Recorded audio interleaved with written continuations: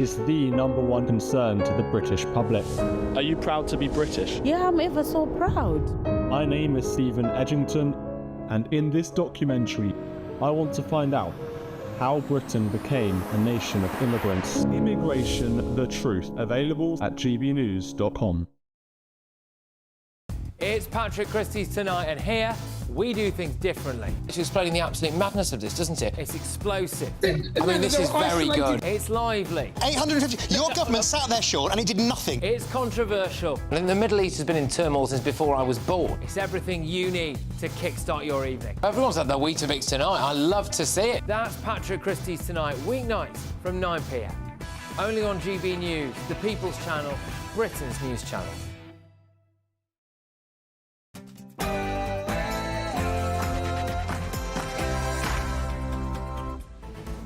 Good afternoon, Britain. It's 12 o'clock on Thursday, the 19th of September. I'm Tom Harwood. And I'm Emily Carver. Interest rates hold. Breaking this very second, the Bank of England announces its latest decision to freeze interest rates. Despite rates being slashed in the United States, the cost of borrowing remains high in this country. Will this dampen our growth? And Sir Keir Scrounger, the Prime Minister, has been given more freebies than any other MP since the 2019 general election, with Sir Freebie accepting gifts and tickets worth more than £107,000. What do you make of that?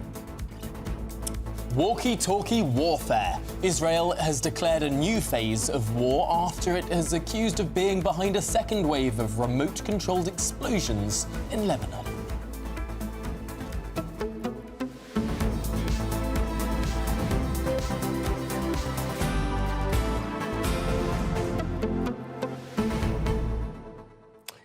Well, there you go. Another month. Well, actually, they went down last month, didn't they? But for the first time in 4 years, marginally, and now held.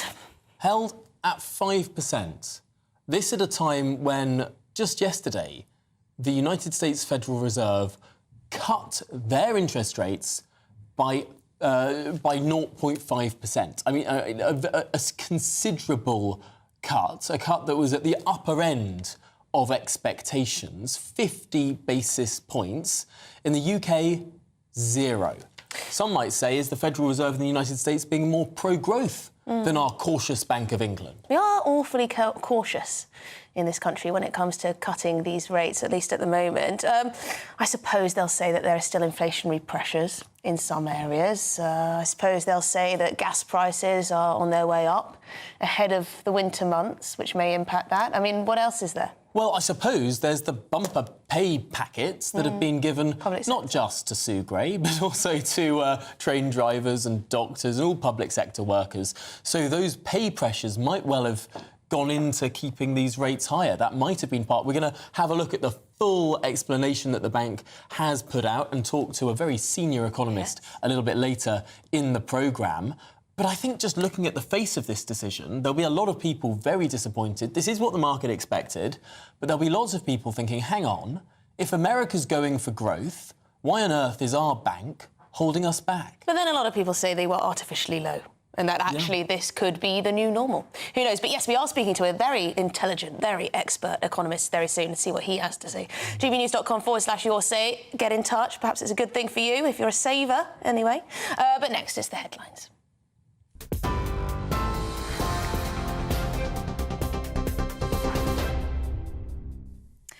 Emily, thank you very much and good afternoon. The top story, some breaking news. As you have just heard, the Bank of England has held the interest rate at 5%. Even before figures released yesterday showed inflation had remained unchanged in August, markets had expected this. Last month, the central bank cut the base rate for the first time in 4 years. Now, the interest rates will now stay at this level for at least another month, with the next review due on the 7th of November. In other news, it's been revealed Sir Keir Starmer has received more freebies than any other MP since 2019, totalling around £100,000. A cabinet minister has defended the Prime Minister, saying he's in a pressure job and should be allowed to enjoy gifts and hospitality if it's declared correctly. This comes after it was revealed the Prime Minister's Chief of Staff, Sue Gray, reportedly takes home a salary of £170,000. That's £3,000 more than the Prime Minister and greater than any Conservative predecessor. The business secretary says ministers have no political input in the pay of their advisers, as he defended Sir Keir Starmer amid criticisms of his chief of staff salary. Business and Trade Secretary Jonathan Reynolds says restrictions on UK arms exports to Israel are fair and proportionate. The UK suspended some arms export licences to Israel earlier this month over concerns the country is violating international humanitarian law in Gaza. Fears have intensified that the conflict between Israel and Lebanon could escalate after a second wave of attacks in Beirut yesterday.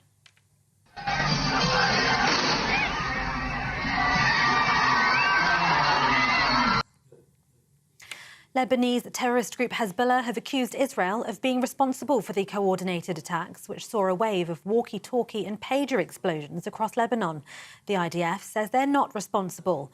It's understood 20 people were killed yesterday, while 12, including 2 children, lost their lives in the blasts on Tuesday. That's as nearly 3,000 remain in hospital, with 200 in a critical condition. A woman who alleges she was raped by her former employer Mohammed Al Fayed, the Egyptian billionaire who owned Harrods for more than 25 years, says she's still petrified of someone that's no longer alive. 5 women have told the BBC that they were raped by the former Harrods boss when they worked at the luxury London department store. The BBC's heard testimony from more than 20 female ex-employees who say the billionaire, who died last year aged 94, sexually assaulted them, including rape. The documentary and podcast AI Fayed Predator at Harrods gathered evidence that during Fayed's ownership, Harrods not only failed to intervene but helped cover up abuse allegations. Harrods' current owner said they were utterly appalled by the allegations and said his victims had been failed, for which the store sincerely apologised. Former royal correspondent Charles Ray spoke to GB News this morning. He has always been a controversial character, you know, from the Cash for Questions row way back in the 90s.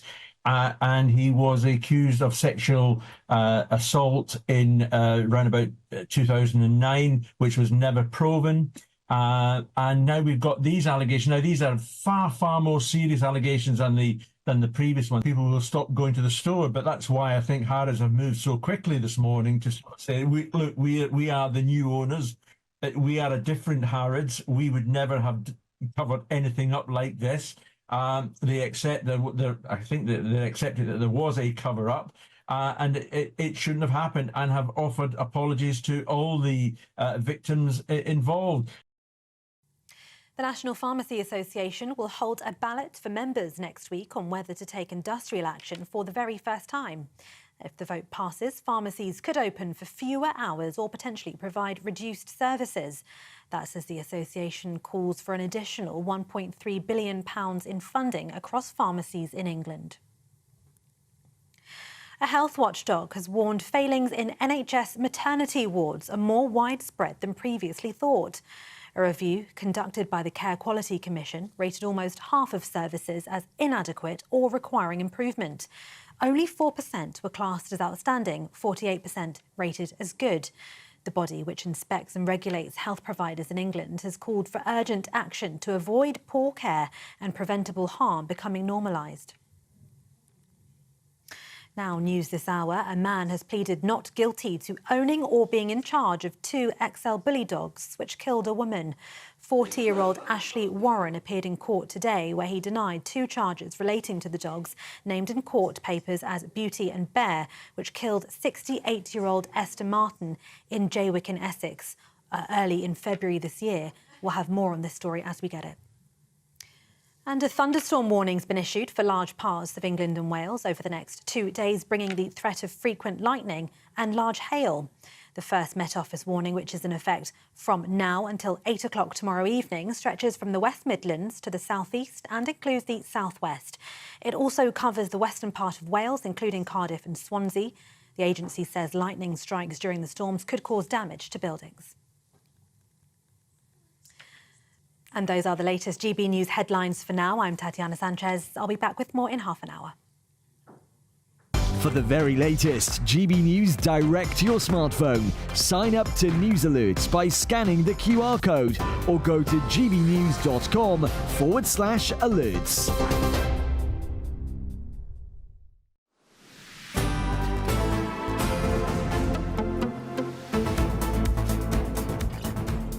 Good afternoon, Britain. It is 9 minutes past midday. Now, in the last few minutes, the Bank of England has voted to hold interest rates at 5%. This result was expected. Economists and investors bet on a rate cut a little bit later in November instead, but still a bit of a blow to many people looking to invest. Apparently there was a 10% chance that perhaps there would be a surprise cut, a 10% chance, but alas, no. For mortgage holders and the like, those interest rates are staying put. This, of course, comes a day after it was revealed that inflation had remained at 2.2% last month. Now, that is just above the bank's target of 2%. Now, inflation does differ depending on what good you're talking about, what service you're talking about. I think in particular airfares have been increasing quite rapidly. There's quite a lot of inflation going on there. But we're going to be talking to an expert in a little bit about this, who I imagine believes the Bank of England is being a little too cautious here. Well, this is all in the context of the United States Federal Reserve voting to cut rates, not just by 25 basis points, but by 50 basis points just yesterday. That's a pretty extraordinary move, the upper end of what people were expecting.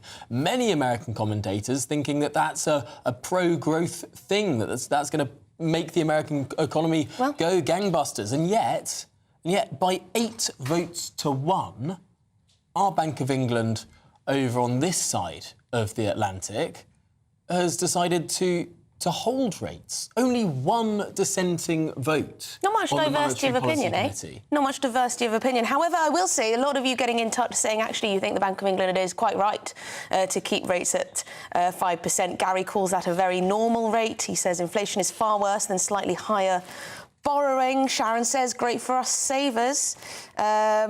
Lucia says she saw you on the BBC, very mature. But yes, lots of you get immature or mature? Mature. Mature, good. You were very mature. Just checking. Yes, and you didn't allow anyone to interrupt you, so there you go. He lets me interrupt every now and again. It's true.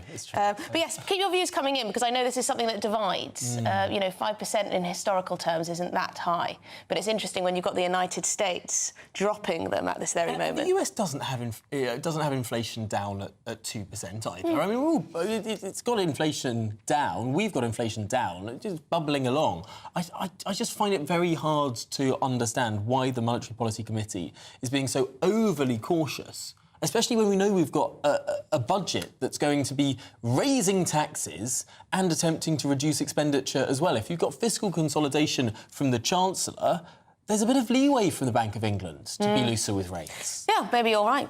Well, it is now 12:11 and we're going to turn our attention to Sir Keir Starmer, because his Chief of Staff, Sue Gray, she's taking home a salary of £170,000. Now, that turns out to be £3,000 more than the Prime Minister. But don't worry, Sir Keir Starmer isn't left with a hole in his pocket. Since 2019, he's received more freebies than any other Member of Parliament. Yes, totalling over £100,000. It's 107. Should we take a little look at a graphic we drew up a little earlier, which shows just who the top offenders in Westminster are? So there we have freebies, the worst offenders. Sir Keir Starmer way out in front. He's winning this race, £107,000. Next is the House of Commons leader, Lucy Powell, who's got about 40,000. So if you see just that massive jump there.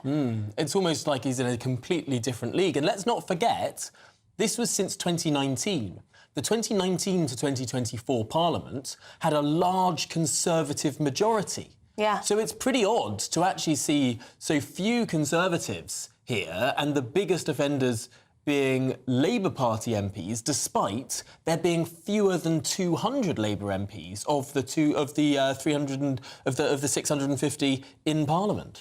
Yeah, it's a big number. So there you go. Those are the top worst offenders. I think that's the top 10 you've got there for freebies. We're going to bring in Olivia Utley, our political correspondent, who's been looking at this story for us as well. I mean, there is a lot of anger that the Prime Minister has been receiving so many freebies, that he is so far ahead of the rest of the pack. so far ahead of the rest of the pack. There are questions, of course, around how much does this really matter if the Prime Minister is getting free suits, free football tickets, etc. The reason why it might start actually mattering, and I say actually mattering as opposed to sort of not smelling right, looking a bit dodgy, is because these football tickets which he's been receiving, and these actually make up quite a large part of the £107,000 that he's received in freebies, that could be seen as the Premier League trying to lobby the Prime Minister, because the decision over whether to have a football regulator is being actively considered by the government at the moment. The Premier League does not want there to be a football regulator. They are lobbying hard for that. You could argue that Keir Starmer, in accepting that, could be seen to be influencing them, or even if he isn't being influenced by that at all, people who disagree with the decision that he makes in the end could say, well, hang on a minute, you accepted X thousand pounds in football tickets and now you've gone on the side of the Premier League, and that decision could be muddied, the waters could be muddied around us a little bit. So this is actually worse than just perhaps not smelling right. There is a tangible reason why this could be said at some point in the future to really matter. That is stark, because, of course, it does hark back to some of the same criticisms of Tony Blair. First getting into office in 1997, you have all sorts of donation scandals, not least Bernie Ecclestone and Formula One, at a time when there was going to be a new restriction on gambling advertising. I mean, this was a significant scandal for the same party, you know, 25 years ago. It's strange that they seem to be walking into the same trap all over again. It does. And talking of walking into traps, we mentioned there a little bit Sue Gray's salary that's £170,000, £3,000 more than the Prime Minister. What I find so interesting about this, and so bizarre really, is that Sue Gray was given advice to take just a little bit less than the Prime Minister in order to avoid this very story. And obviously, you know, when you're in that higher tax bracket, the difference of £4,000 will make very, very little difference to her, the actual money that she will receive in her pocket. So why did she walk into this trap and choose to take that little bit more and get herself into this situation? Is there a problem perhaps with her political judgment? Because also the very fact that she is now earning more than the Prime Minister and that this has become a big story has really put the backs up of other SPADs. Some of these SPADs, they were actually earning more when they were in opposition than now they're in government. Yes, and they don't feel happy at all. And you can see a similar situation arising. You talk about history repeating itself with Tony Blair. You can imagine history repeating itself with the Dominic Cummings-Boris Johnson situation, where Dominic Cummings became so powerful, all of the other SPADs started to resent him. The mood in Downing Street was obviously incredibly fractious, and arguably, in a large part, that's what brought down the Prime Minister.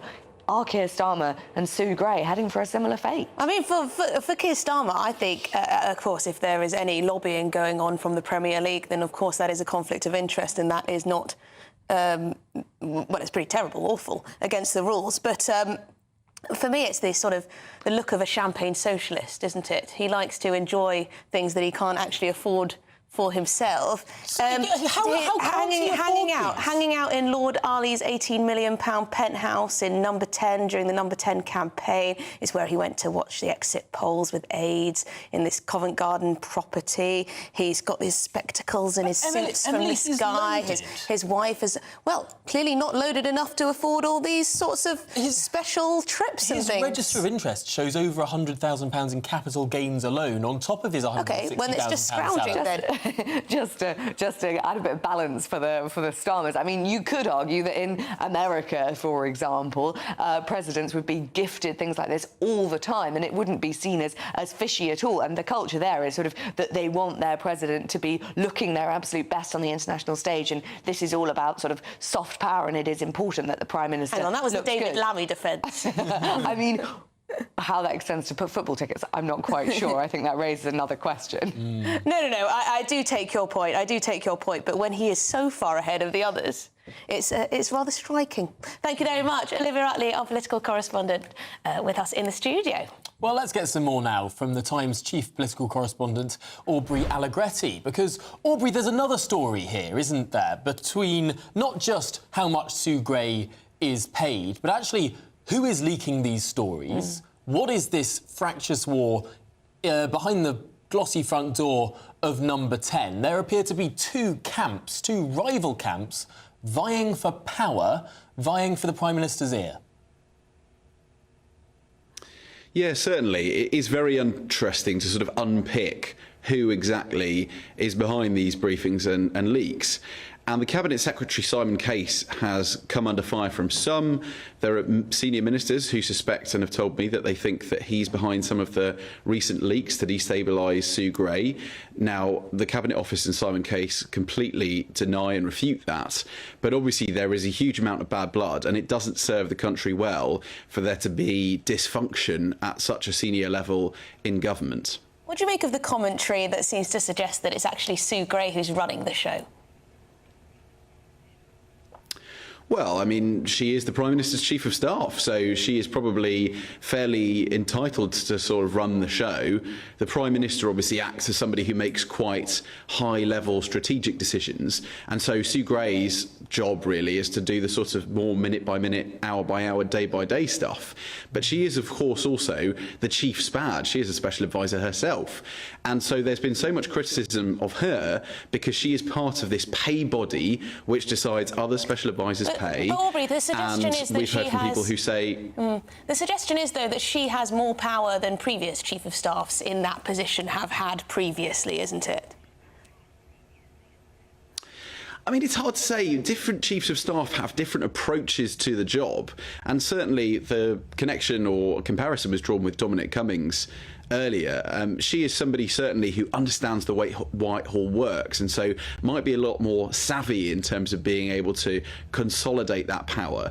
So it probably isn't a surprise that she does have such a tight grip on things in Number 10. What I think is more surprising is the way in which she's managed to rub people up the wrong way so quickly. It is interesting because you're right to say people. It's not just Simon Case. There appears to be a huge battle there. Of course, former civil service colleagues, both of them were. But also with Morgan McSweeney, the man who masterminded the successful election strategy for Keir Starmer. Many people describing the Starmer project as actually the McSweeney project. According to all sorts of briefings, Morgan McSweeney's desk has been moved iteratively further and further away from Keir Starmer's office, and there's a big row for influence between McSweeney and Sue Gray as well. Yeah, and the sort of tension at the heart of that really is what Labour does over the next 5 years. Because on the one hand, you have Sue Gray, whose primary focus is on the government and on delivery, and Morgan McSweeney's, whose is on what Labour's offer to the electorate is in 5 years. And there will be naturally, and it's probably quite healthy for there to be some tension between those two things.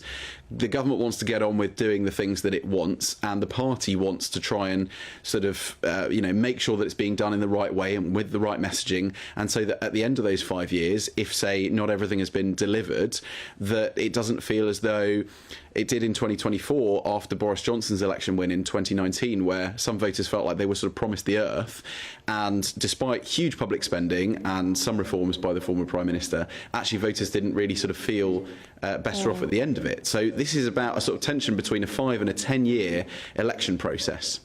OK, well, thank you very much indeed. Aubrey Allegretti, The Times' chief political correspondent. Thank you. I think how this comes across to the public is that Keir Starmer is milking the system while taking away benefits and pensioners. Simple as that, really, isn't it, for a lot of people? Yeah, I think that's precisely the message that gets across. The wiring behind that message is equally fascinating. The reason that we know what Sue Gray's salary is because there was a leak. And the reason there was a leak is because there's trouble in paradise in Downing Street. I mean, all of these people are at each other's necks, and that can't make for good government. Yes. We're finding out a little bit more about what it's like in Number 10. I'm sure we'll be finding out more and more as the days and weeks go on. We've got lots more coming up on today's show. We are going to be speaking to that expert economist about that interest rate hold, the decision by the Bank of England not to drop those interest rates, but to stick at 5%. That's next.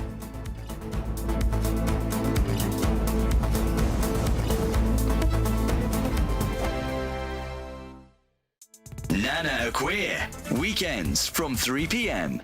So Prince Harry, apparently, Operation Bring Harry In from the Cold. Do you feel there's any truth to this? Lots of tongues are wagging, Nana. We heard that he was at the memorial for Lord Robert Fellows, and obviously William was there as well. And so there was lots of, everyone going into overdrive. That was in Stattisham, Norfolk the other day. He wasn't going to attend, said the People, mouthpiece of his. And I would have actually thought that maybe a lookalike had turned up. But now we have been led to believe that Harry's been talking to people from friends from his old life. And it's not that he wants to make a permanent move to the UK, so I believe. What I've heard, it's more about his reputation. Well, he wants to have his cake and eat it by the sounds of it. I mean, obviously, no good cake it remains uneaten. We know that the royal family is his currency. I mean, even his late mother, you know, obviously he's almost usurped her memory, and he needs this. He needs this to make money. Of course, he raced in to Lord Robert Fellowes' memorial service. So there's lots of ambiguous behaviour, and he is going to be, you know, in New York. We call it the silly season, don't we? And we're also looking. There's lots of different stories that are coming out, but he needs to sell stuff. He's going to be in New York, and it's. You know, we've got to remember the enormous amount of hurt and offence. I mean, Prince William absolutely reeling. Poor Princess Catherine. You know, Spare book coming out at the most awful time, and you've got the Netflix series. It's absolutely this is a rehabilitation strategy. GB News, the People's Channel. If you want your news to be straight talking... This is a nightmare for the Conservatives again. Down to earth. It's not just Nottingham where this is happening, is it? And most importantly, honest. Hard-working, middle-class taxpayers, they'll get their book thrown at them. Then catch me, Martin Daubney, Monday to Friday, 3 till 6 p.m. on GB News, Britain's news channel. Join me, Nana Akwe, for an informative, interactive news programme with a difference. It's fun. No, he didn't say that, Dave. I'm so surprised. I think there's an element of truth to that. Join me from 3 p.m. every weekend, only on GB News, Britain's news channel. We're proud to be GB News, the People's Channel. And as you know, we always love to hear your views. Now, there's a new way of getting in touch with us at gbnews.com/yoursay. By commenting, you can be part of a live conversation and join our GB News community. You can even talk to me, Bev Turner, or any of the members of the GB News family.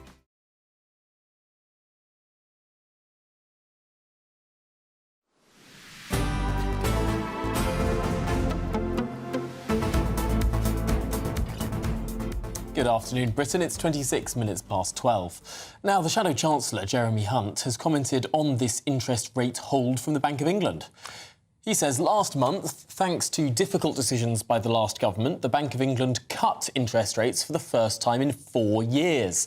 Today's announcement shows how important it is the new government works hard to hold down inflation, which will pave the way for future interest rate cuts. He goes on to say new employment laws that put up costs for business will ultimately feed through into higher prices, so they should think again before damaging UK competitiveness as they currently plan to.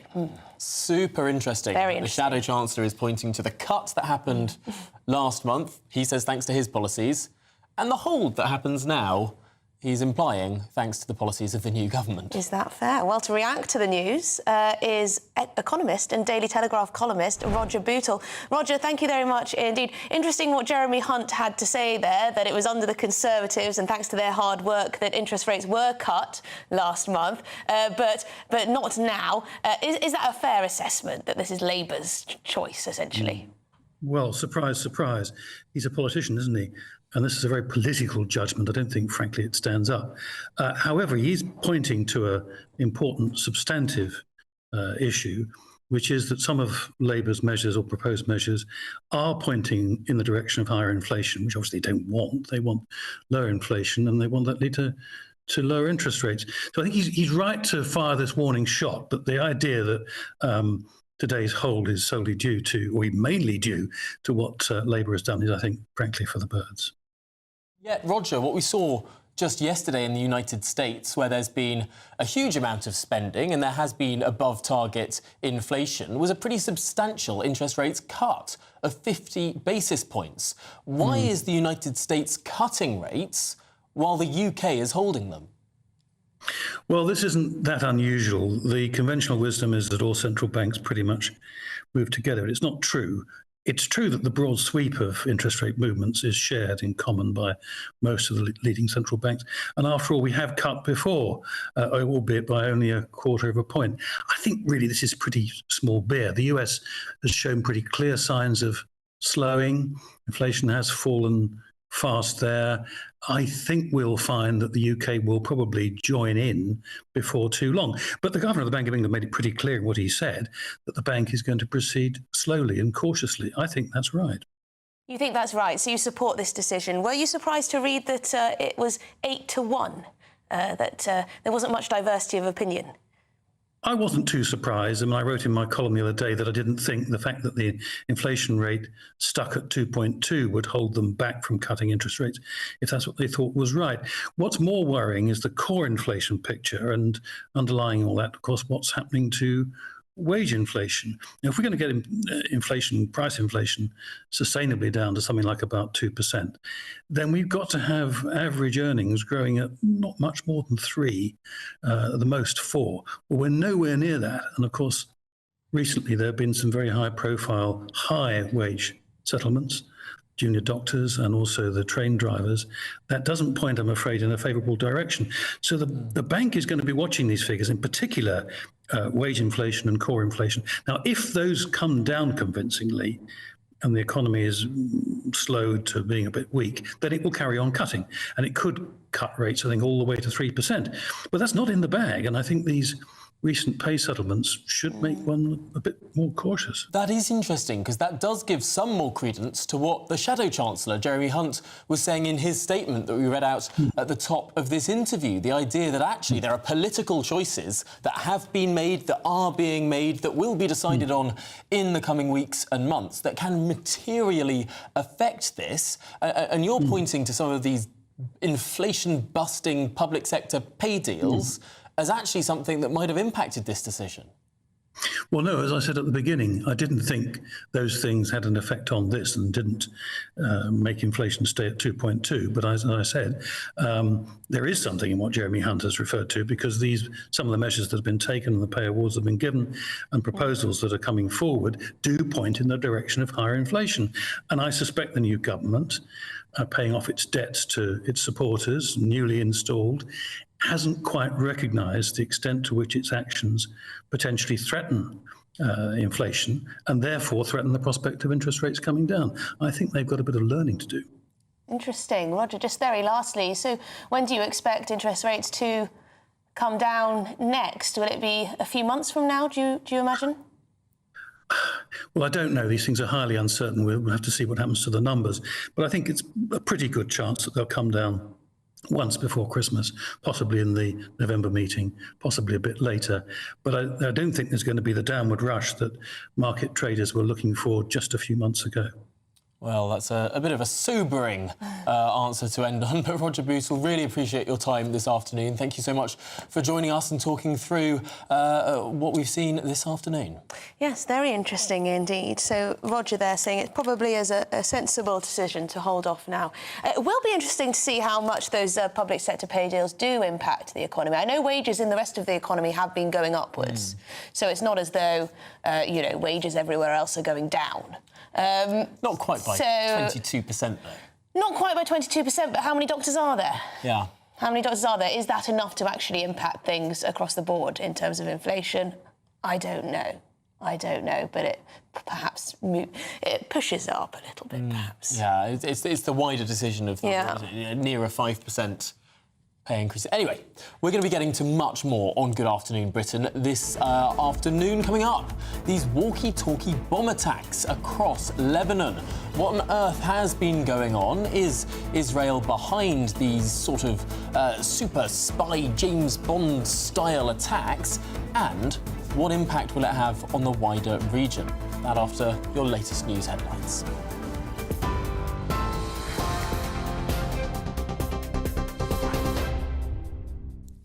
Tom, thank you and good afternoon. The top stories. Well, the Bank of England has left interest rates unchanged at 5%, but said it could reduce borrowing costs gradually over time if inflation stays low. 8 of the 9 members on the bank's Monetary Policy Committee voted to keep the UK base rate unchanged. The decision to pause comes a month after the central bank cut rates from 5.25%, instigating the first reduction since 2020 and delivering good news to borrowers facing higher costs. 5 women have told the BBC that they were raped by the former Harrods boss when they worked at the luxury London department store. The BBC's heard testimony from more than 20 female ex-employees who say Mohammed Al Fayed, the billionaire who died last year aged 94, sexually assaulted them, including rape. The documentary and podcast Al Fayed, Predator at Harrods gathered evidence that during Fayed's ownership, Harrods not only failed to intervene, but helped cover up abuse allegations. Harrods' current owners said they were utterly appalled by the allegations and said his victims had been failed, for which the store sincerely apologised. It's been revealed Sir Keir Starmer has received more freebies than any other MP since 2019, totalling around £100,000. A cabinet minister's defended the Prime Minister, saying he's in a pressure job and should be allowed to enjoy gifts and hospitality if it's declared correctly. This comes after it was revealed the Prime Minister's Chief of Staff, Sue Gray, reportedly takes home a salary of £170,000. That's £3,000 more than the Prime Minister and greater than any Conservative predecessor. The Business Secretary says ministers have no political input in the pay of their advisers, as he defended Sir Keir Starmer amid criticisms of his Chief of Staff salary. And a health watchdog has warned failings in NHS maternity wards are more widespread than previously thought. A review conducted by the Care Quality Commission rated almost half of services inadequate or requiring improvement. Only 4% were classed as outstanding and 48% were rated as good. Health Minister Baroness Merrin says the findings are shocking. Women definitely deserve better, and we are committed to looking at all of the recommendations within this report. We are also ensuring that those maternity trusts who need to do better are identified early on and are getting support to improve. And we are also going to be recruiting thousands more midwives, some of them being trained from new. But I also would appeal to midwives who've left the NHS. Those are the latest GB News headlines for now. I'm Tatiana Sanchez. More in half an hour. For the very latest GB News direct to your smartphone, sign up to News Alerts by scanning the QR code or go to gbnews.com/alerts.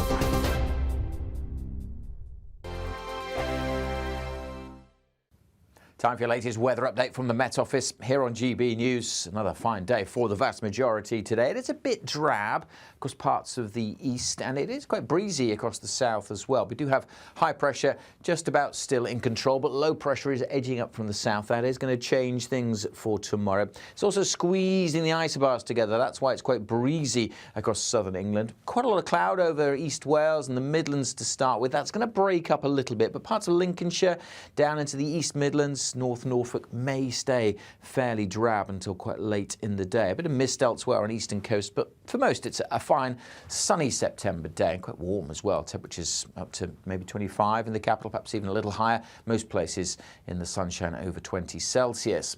Through this evening, we'll continue to have the fine conditions. We'll continue to have a bit of a breeze blowing across the south, and this cloud will start to push back inland across these eastern counties of England. So for some here, it will stay grey all day.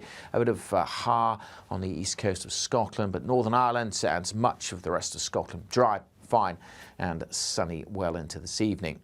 We are going to start to see a change through the night and more particularly tomorrow. The cloud is going to thicken up across these eastern areas and actually get thick enough maybe to produce a little bit of drizzle here and there, especially on the coasts and hills. It will be another pretty mild night where it stays cloudy, but with clear skies across western Scotland, Northern Ireland, temperatures are likely to dip down into single digits, but in the south will hold up in the teens. Tomorrow's a similar start. In fact, it's going to be a grey start for most. Some drizzle over over the Pennines and on the coast of northeast England, southeast Scotland. Then it brightens up, but then, particularly from late morning onwards, the likelihood of some heavy showers across the south. May even catch some afternoon thunderstorms. They could provide some big downpours across the south by the end of tomorrow. But again, further north, many places in the west, fine and sunny. The latest GB News travel. In Chiswick, the A406 North Circular is queuing northbound from Junction 1 through to the Hanger Lane gyratory system for Park Royal. It's slow there on the A40. Anti-clockwise on the M25, there is queue in traffic for 4 miles to an earlier broken down vehicle at the Clackett Lane services. Very slow between junctions 6 through to Junction 5. Through the roadwork area, the anti-clockwise side of the M25, very slow before the Worsley interchange. It's also queuing anti-clockwise on the M25 between 26 for Waltham Abbey to 25 for Enfield, and again that is due to ongoing roadworks. Clockwise on the M25, it's easing after an earlier accident after junction 16. An earlier issue on the M4 also cleared around Newport. So that's the very latest travel news. You can stay up to date throughout the day by visiting our website gbnews.com.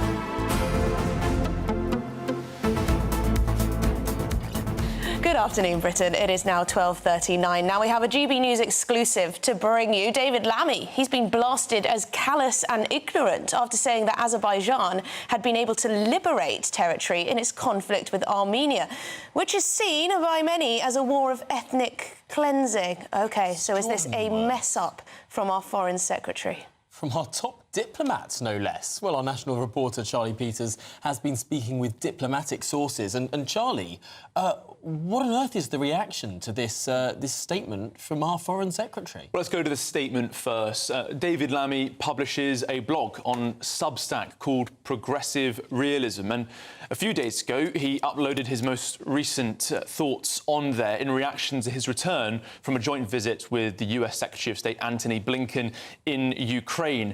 And within it, he was speaking about how various states had moved away from the influence of Moscow. He wrote about it in the context also of Azerbaijan. He wrote that Azerbaijan has liberated some of the territory it's lost since the 1990s. But the conflict that it's regained territory in and has captured lots of ground is the Nagorno-Karabakh conflict it's had with Armenia, launched primarily in the most recent uprising of tensions in 2020. This was a particularly bloody and gruesome conflict. There were all sorts of human rights abuses, captures. Elderly men were beheaded by Azerbaijan forces as they stormed into ethnically Armenian areas. And I've been told this morning by Armenian representatives in London that they are urgently seeking clarification from the Foreign Office as to what David Lammy meant when he wrote liberated about that move. And I've also heard from an influential law professor in the United States who has, as you said, Emily, described his comments as callous and ignorance. We heard from Mark Movesian, who is the Whitney Professor and Director of a Centre for Law and Religion at St. John's University Law School in New York. He said that he was shocked by David Lammy's comments. He said the Foreign Secretary's reference to Azerbaijan's liberation of the region is shockingly callous and ignorant. In fact, exactly a year ago, Baku, the capital of Azerbaijan, ethnically cleansed the region of its 120,000 Christian Armenian inhabitants in violation of an order from the International Court of Justice.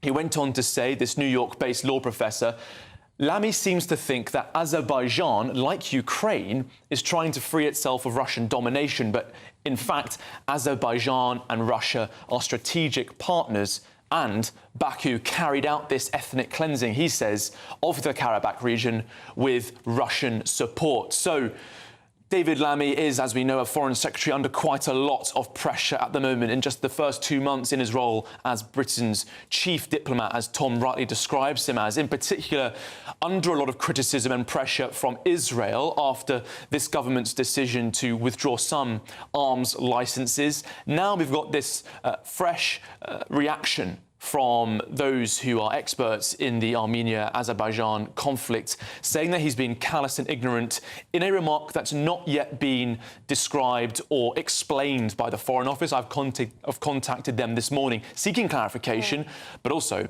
Armenian officials in London urgently trying to do the same. Charlie, there are three things here, really, aren't there? There's, number one, the Foreign Secretary appearing to, whether he understands or not the conflict, put his foot in a delicate area of international relations. Number two, apparently moonlighting from his job as Foreign Secretary to write a Substack blog, a blog, for those who don't know, where he collects email subscriptions, I believe, in a private capacity, not writing anything on the government official website, but his own private Substack, doing that as the Foreign Secretary. Seems a very odd thing to do for a senior government minister.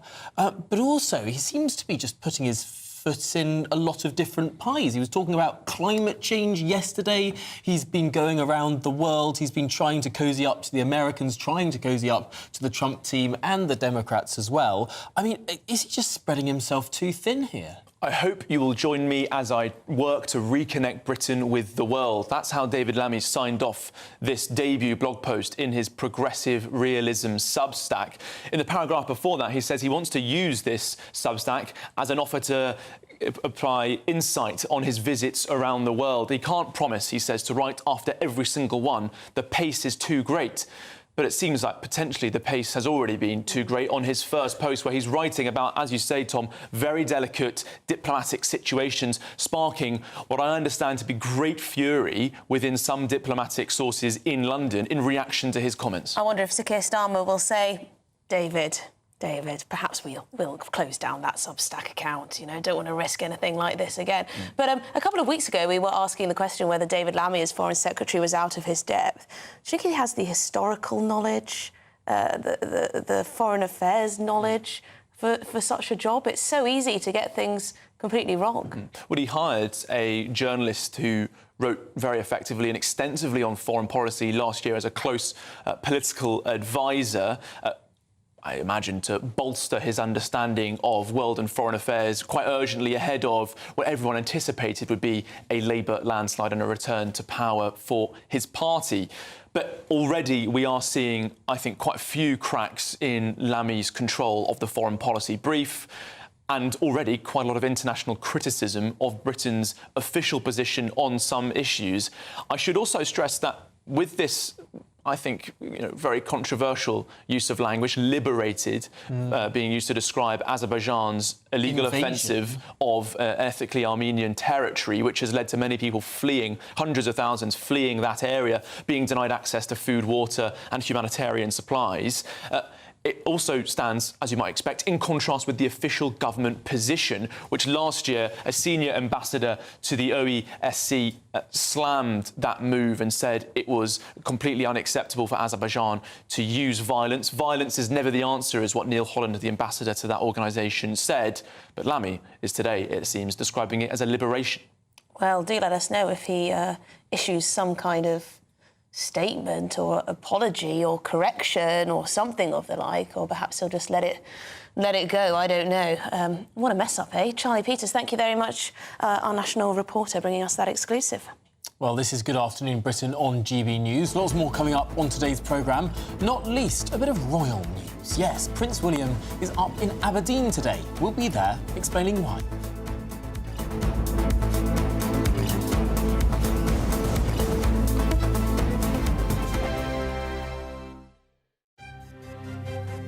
GB News Breakfast. Every day from 6 a.m.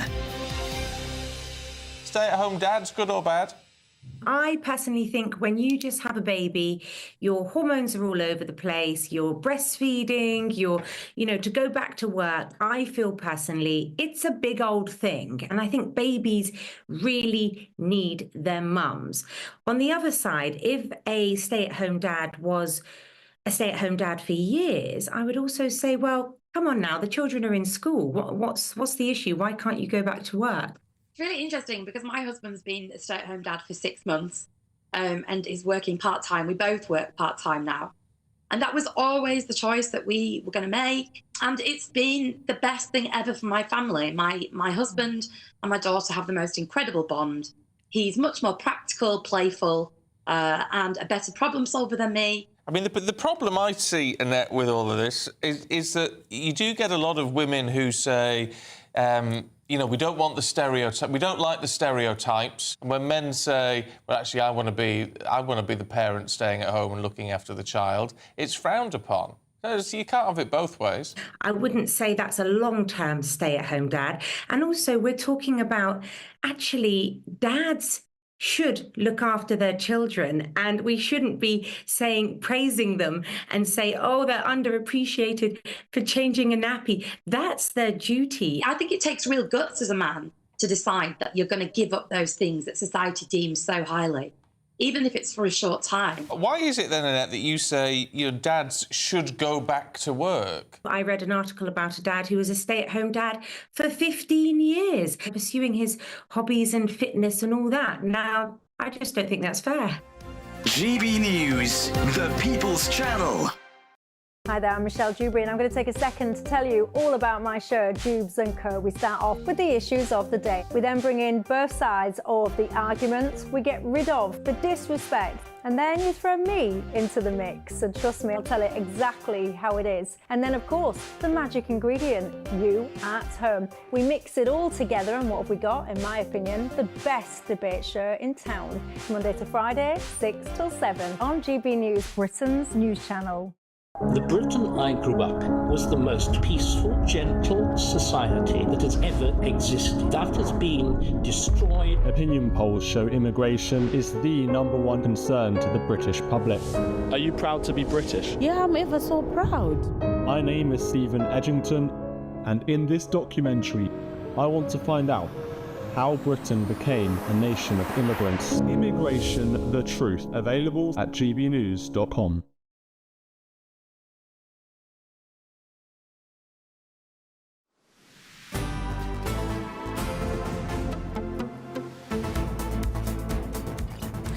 Good afternoon, Britain. It is now 12:50 and the Prince of Wales is celebrating his new partnership with the nation's leading energy provider, Blue Light Card, in a bid to tackle homelessness. Yes, it's estimated that 52% of the 60,000 people thought to be working within the sector are struggling to pay their bills. OK, well, joining us now live from Aberdeen is GB News royal correspondent Cameron Walker. Cameron, tell us more. Good afternoon, Emily. Well, Prince William's motorcade has just shot down this street here because he's currently in Shelter Scotland's offices, where he's learning about how they are trying to prevent young people from becoming homeless in the first place. And that is before he comes here to this church opposite, where he's going to be talking about this new partnership between Homewoods, his 5-year project trying to demonstrate that it is possible to end homelessness within 5 years, making it rare, brief and unrepeated, and, as you say, this Blue Light Card. Now, here's some irony for you. 44% of the estimated 60,000 homelessness workers in the United Kingdom are struggling with housing costs themselves. And Prince William and Homewoods is wanting to tackle that by giving them this financial support with this discount card, which currently supports armed forces members, members who work for the NHS and social care as well. But it's now going to be extended to homeless sector workers because of this new partnership with Homewoods. And it's Homewoods who specifically directly reached out to this Blue Light Card, which has so far, since its infancy, has saved £330 million worth of savings to members who are kind of part of this. And I understand that Prince William's been involved in this partnership from its infancy, and what these people offer. And he's in Aberdeen, as I said, and he'll be celebrating this new partnership with those who are involved in supporting homeless people here in Aberdeen. And I spoke to some residents of Aberdeen a little earlier, and this is what they had to say. I think he does a great job. I really do. He puts himself about. He doesn't have to. He's nice with people. I think the future's in good hands. I just feel that there are flats and places, it's just all run down and they've never bothered to renovate them or anything. And I mean, I'm sure some of the homeless people on that could get something, a roof over their head, you know. Now, Aberdeen is one of 6 Homewood's flagship locations, which will form a blueprint Prince William hopes to then scale up and expand to other towns and cities across the United Kingdom of how homelessness can be ended. He also wants to change the perceptions around homelessness, breaking down stigmas and raising awareness of so-called hidden homelessness, such as sofa surfing. Well, thank you very much indeed, Cameron Walker, live from Aberdeen, our royal correspondent there as Prince William makes his trip. Very beautiful town, Aberdeen. It is. I know it well. Yeah. I know it well. Well, it's quite great. You've got family there. I do. Yeah. But well, they're out in the sticks, in the beautiful countryside. Yeah. Aberdeenshire, isn't that Balmoral? No, they're not in Balmoral. No, they're not in Balmoral. But it is absolutely stunningly beautiful. I mean, the weather is dreadful, but then to be fair, it's been dreadful down here as well. Yeah. But very beautiful scenery. No, absolutely. Well, I worry though about the impact of cutting down on all this North Sea activity. Yes, might have it's the entire economy there, isn't it? It's massive boon for the town, and now not so much. Now, after the break, we're going to be talking to Stephen Edgington, our reporter out in Washington. Though it's not about what's going on in Washington, it's about his new documentary on immigration, the impact it's having on the country, people's views towards it, and much, much more. We're also going to be checking in with Doogie Beattie in Ireland, because it seems like there are some anti-immigration protests that may well erupt. That next. A brighter outlook with Box Solar, sponsors of weather on GB News. Time for your latest weather update from the Met Office here on GB News. Another fine day for the vast majority today. It's a bit drab across parts of the east, and it is quite breezy across the south as well. We do have high pressure just about still in control, but low pressure is edging up from the south. That is going to change things for tomorrow. It's also squeezing the isobars together. That's why it's quite breezy across southern England. Quite a lot of cloud over East Wales and the Midlands to start with. That's going to break up a little bit, but parts of Lincolnshire down into the East Midlands, North Norfolk may stay fairly drab until quite late in the day. A bit of mist elsewhere on the eastern coast, but for most it's a fine sunny September day, and quite warm as well. Temperatures up to maybe 25 in the capital, perhaps even a little higher. Most places in the sunshine over 20 Celsius. Through this evening, we'll continue to have the fine conditions. We'll continue to have a bit of a breeze blowing across the south, and this cloud will start to push back inland across these eastern counties of England. So for some here, it will stay grey all day.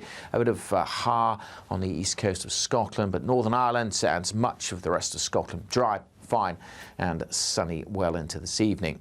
We are going to start to see a change through the night, and more particularly tomorrow. The cloud is going to thicken up across these eastern areas and actually get thick enough maybe to produce a little bit of drizzle here and there, especially on the coasts and hills. It will be another pretty mild night where it stays cloudy, but with clear skies across western Scotland, Northern Ireland, temperatures are likely to dip down into single digits, but in the south will hold up in the teens. Tomorrow's a similar start. In fact, it's going to be a grey start for most. Some drizzle over the Pennines and on the coast of northeast England, southeast Scotland. Then it brightens up, but then, particularly from late morning onwards, the likelihood of some heavy showers across the south. May even catch some afternoon thunderstorms. They could provide some big downpours across the south by the end of tomorrow. But again, further north, many places in the west, fine and sunny. That warm feeling inside from Boxed Boilers, sponsors of weather on GB News.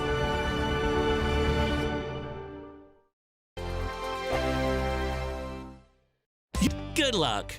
Sunday with Michael Portillo from 11, only on GB News. Club Classique, previously known as Méthode Club Classique, is South Africa's answer to the famous French fizz. They basically have to be made in South Africa and also by the traditional method. So it's exactly the same method as champagne, but is made in a different place. So they can't call it champagne because it's not made in Champagne, but it's very similar. And on the other hand, in Prosecco, it all happens in a sort of great vat. Yes, doesn't it? Yes. Which is why Prosecco tastes different from other sparkling wines. Prosecco will taste much more fruity because you don't have the thing called lees aging. Insert the wine with brioche, biscuity, toasty flavours and aromas, which makes it much more complex. Here we've got a thing called Journey's End. Yes.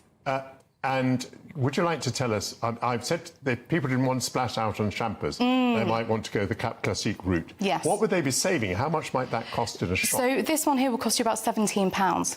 So it is considerably, I guess, better value for money than champagne.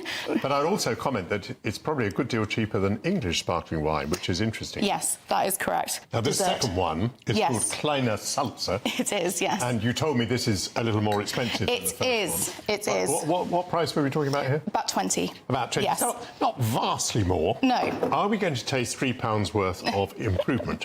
Oh, and by the way, it went so beautifully with the cheese, just as you advised. Are South African sparkling wines, Cap Classique, are they pretty well available in English wine shops, British wine shops? They are, yes. You can find them in all of the supermarkets. Graham Beck, and that's on offer at the moment, actually. That's $11.99 from Waitrose, which is exceptional value. That is insane. Yes, it is. And you can also, so I bought with me today, so this is a Pinot Noir only, so that's a rosé sparkling. GB News, the People's Channel.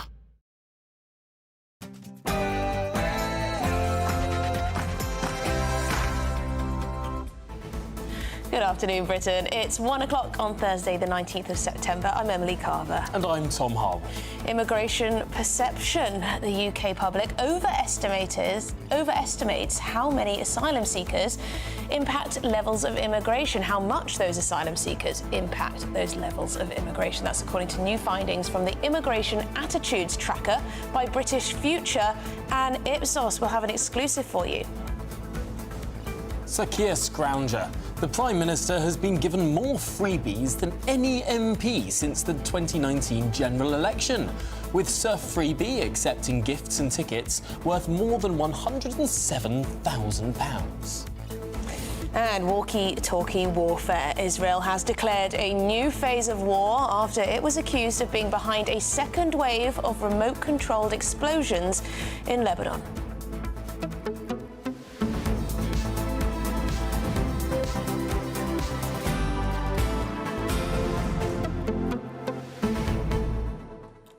Free Gear Keir, Sir Keir Sponger, Sir Keir Scrounger.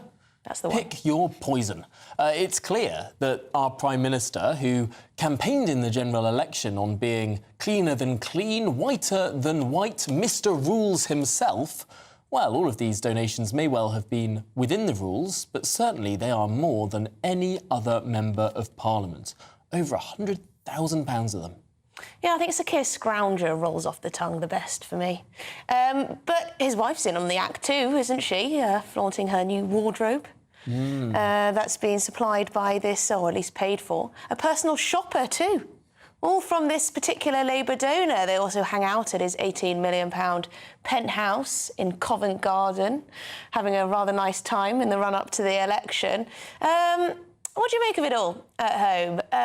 Is it as simple as he's milking the system while taking away some benefits from pensioners, the elderly? Does this smack of corruption? Would you go as far as to say it does? Do you think Lord Ali, for example, wants something in return? Do you think the Premier League wants something in return for allowing him, well, for gifting him hospitality at the Arsenal football stadium? What's all that about? Or should he just be sticking his hand in his own pocket, frankly? Or, at a time when he's cutting benefits to people in this country, to pensioners in this country, at a time when he's looking to be raising taxes as well, when we're hurtling towards what some may describe as austerity 2.0, isn't there a duty for us all to be in this together? Why should the most senior politicians in the land be living the high life while the rest of us have to tighten our belts? Is it just a simple matter of one rule for the most senior politicians and a different rule for everyone else? Or is it, in my view, just classic champagne socialism? There you go. Let us know your thoughts. gbnews.com/your say. But let's get the headlines with Tatiana.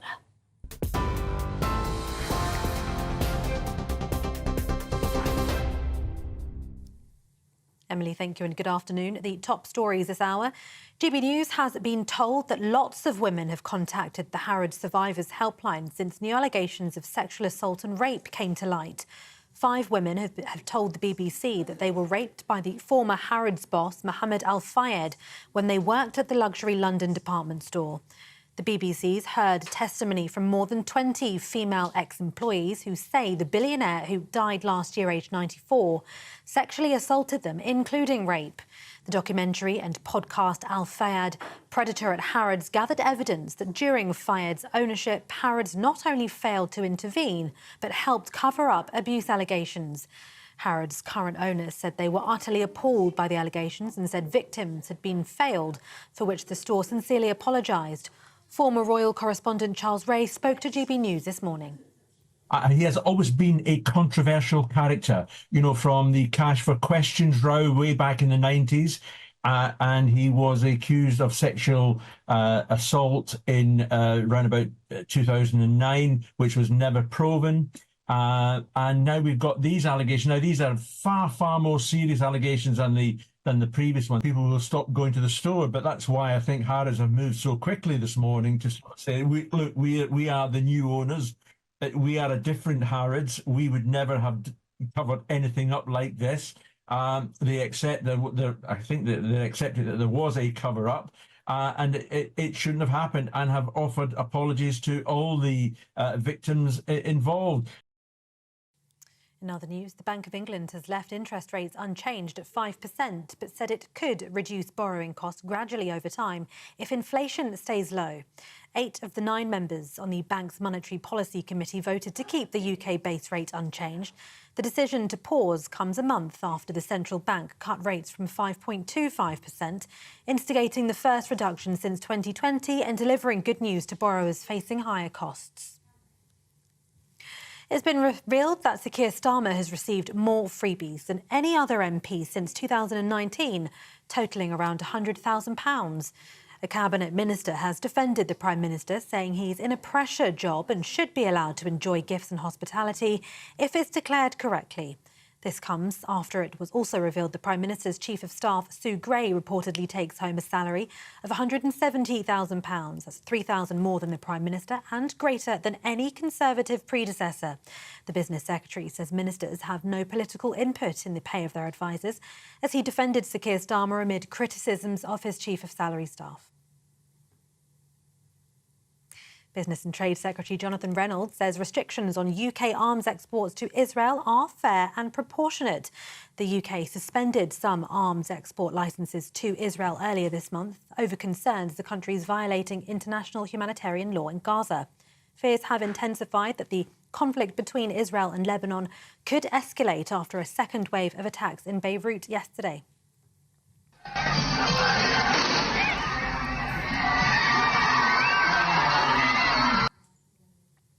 Lebanese terrorist group Hezbollah have accused Israel of being responsible for the coordinated attacks, which saw a wave of walkie-talkie and pager explosions across Lebanon.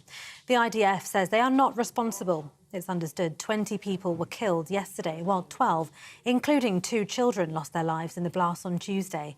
That's as nearly 3,000 remain in hospital, with 200 in a critical condition. The National Pharmacy Association will hold a ballot for members next week on whether to take industrial action for the first time ever. If the vote passes, pharmacies could open for fewer hours or potentially provide reduced services.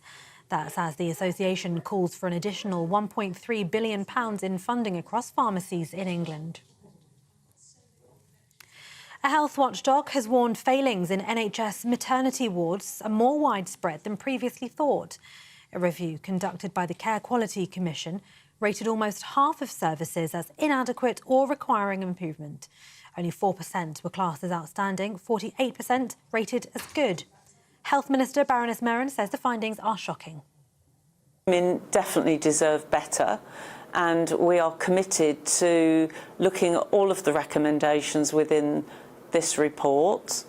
We are also ensuring that those maternity trusts who need to do better are identified early on and are getting support to improve. And we are also going to be recruiting thousands more midwives, some of them being trained from new. But I also would appeal to midwives who've left the NHS. And a thunderstorm warning's been issued for large parts of England and Wales over the next 2 days, bringing the threat of frequent lightning and large hail. The first Met Office warning is in effect now until 8 o'clock tomorrow evening, stretching from the West Midlands to the southeast and includes the southwest. It also covers the western part of Wales, including Cardiff and Swansea. And the agency says lightning strikes during the storms could also cause damage to buildings. And those are the latest GB News headlines for now. I'm Tatiana Sanchez. More from me in half an hour. For the very latest GB News direct to your smartphone, sign up to News Alerts by scanning the QR code or go to gbnews.com/alerts.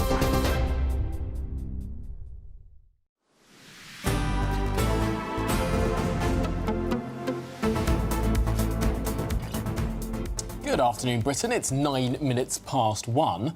Now, here's an interesting one for you. The public in the UK overestimates how much of the migration pie is made up of asylum seekers.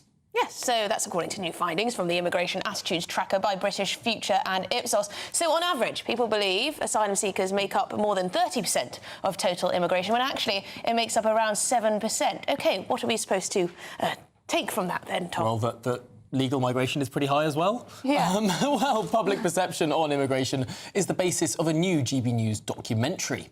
Immigration, the Truth, from our reporter Steve Edgington. It explores the impact of immigration on British communities, featuring interviews in Leicester and a town that voted for a Reform Party MP, Great Yarmouth.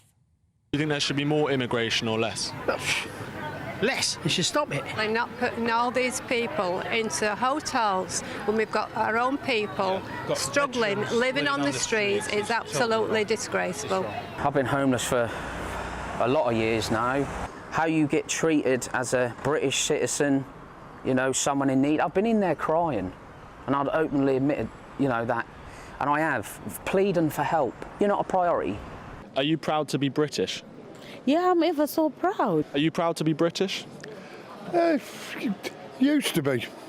We have communities that are highly segregated, which are being reshaped along sectarian lines, and which are going through a pace of cultural demographic change that is completely reshaping the cultural norms.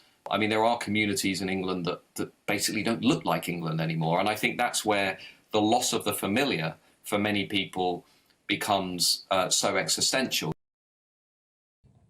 Well, joining us now is our reporter behind this new documentary, Stephen Edgington. Stephen, what's the biggest thing you learnt producing this new documentary? I think I learned that attitudes towards immigration are very emotive on both sides. You have the pro-immigration side. We went to Leicester, Britain's least white city. I think around 41% of people in Leicester, according to the census, are white. And people there were very, very much insistent that diversity was a good thing. Leicester was a great place to live. It was multicultural. There were great aspects to it. But of course, we did interview some people in Leicester who felt completely the opposite. They felt that their town had been in some ways ruined by mass immigration, the sort of pressure on infrastructure and schools, and also the cultural impact of that has been immense.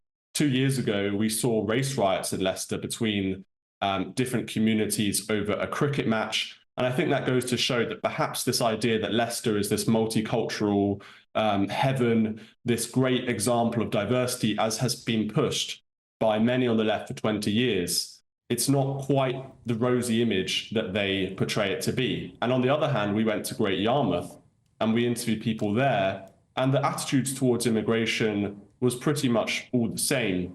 People were incredibly angry. They'd felt betrayed over this issue when politicians had been telling them for years, for decades, that immigration would be cut. The exact opposite had happened.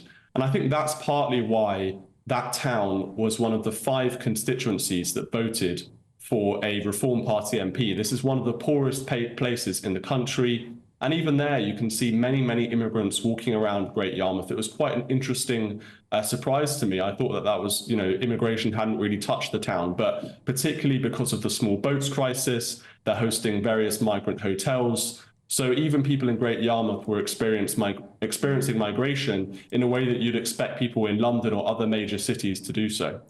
I mean, Stephen, you hear a lot from people who are in favour of a liberal immigration system, that if you live in a diverse area, you're going to be far more comfortable with high levels of immigration and you're going to be pro-immigration. And it's actually the people who live in the more white British areas that are actually concerned about immigration, and therefore it doesn't really make sense that as long as you live in a multicultural area, you will accept high levels of immigration. Did that stand up?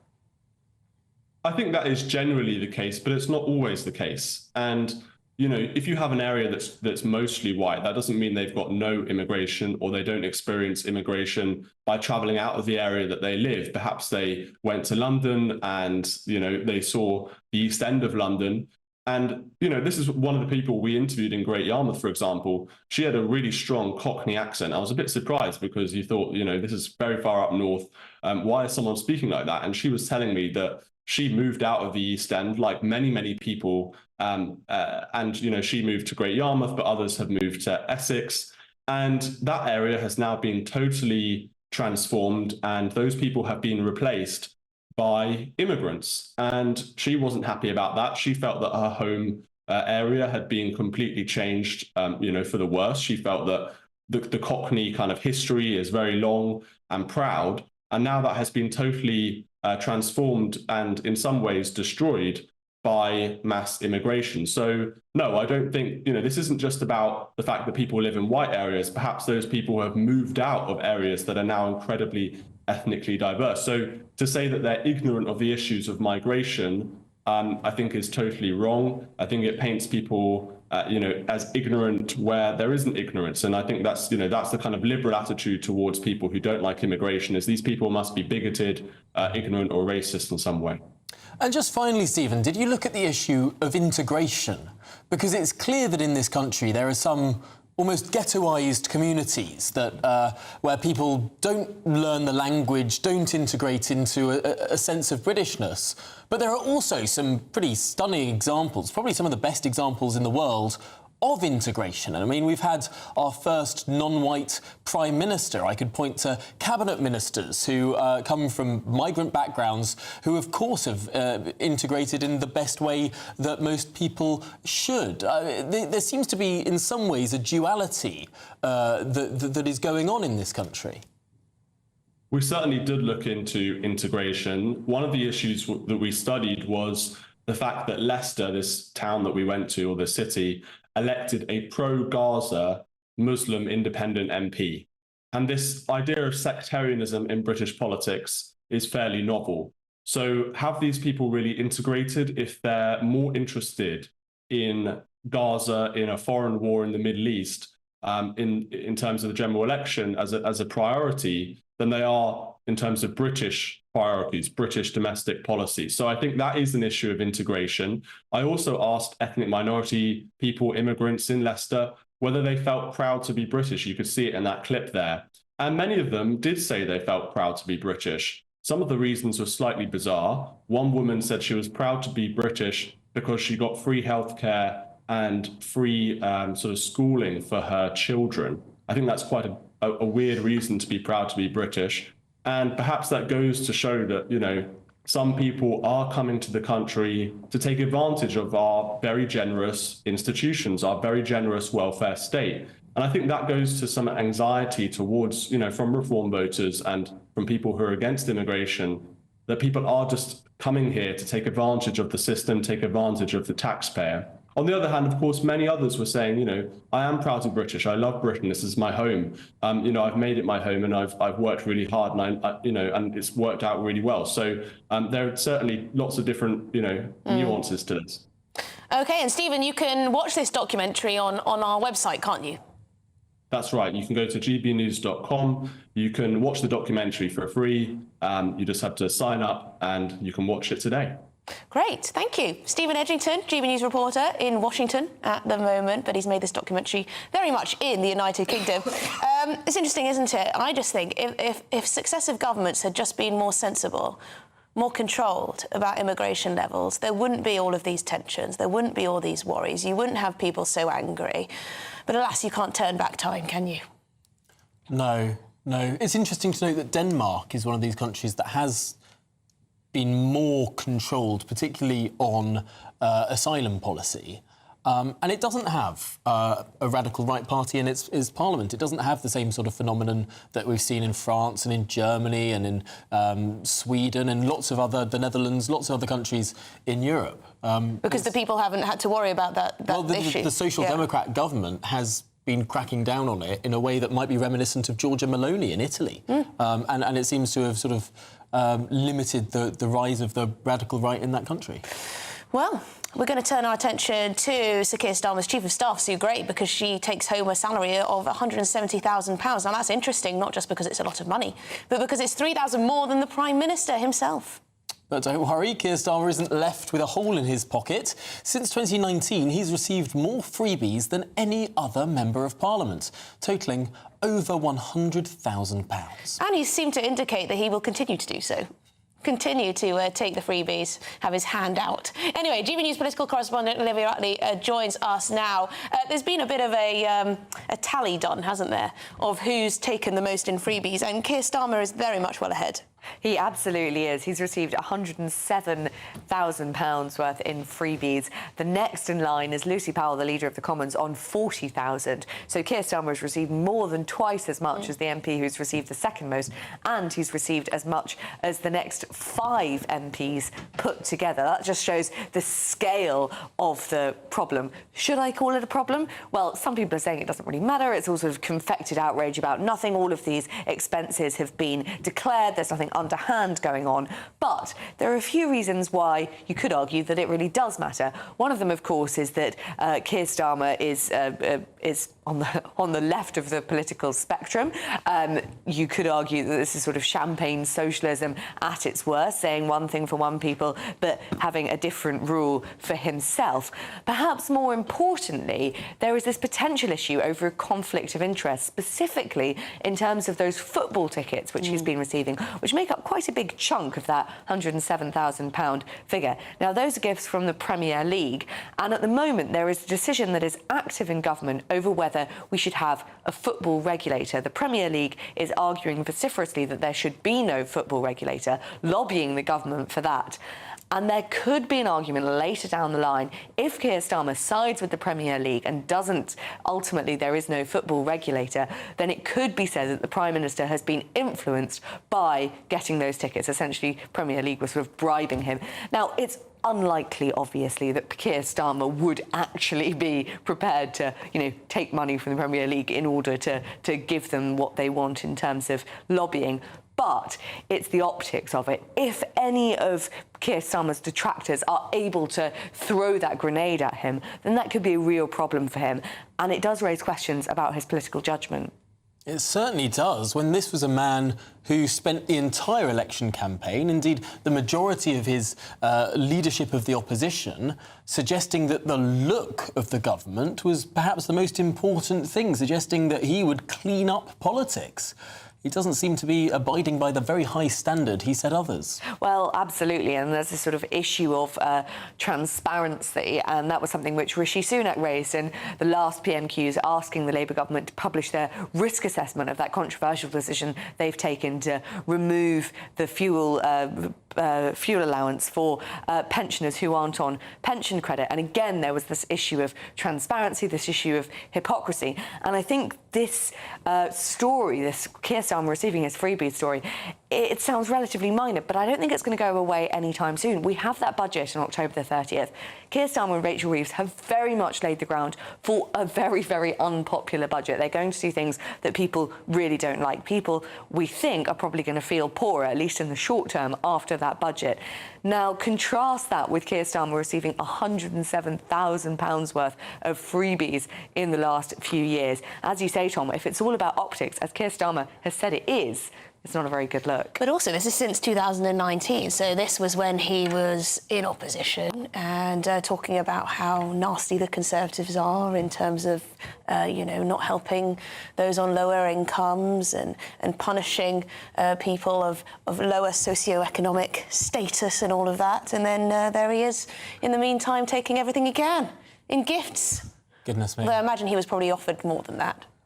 Probably had to pick and choose. Football, yes. Taylor Swift, yes. Clearly very picky when it's Opera, no. £107,000. Olivia Utley, thank you so much for bringing us all of that.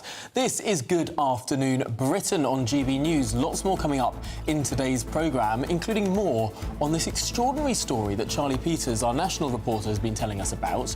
The Foreign Secretary putting his foot in it, going against his own diplomatic position. He's been writing his own little blog. What on earth is going on with David Lammy? That after this.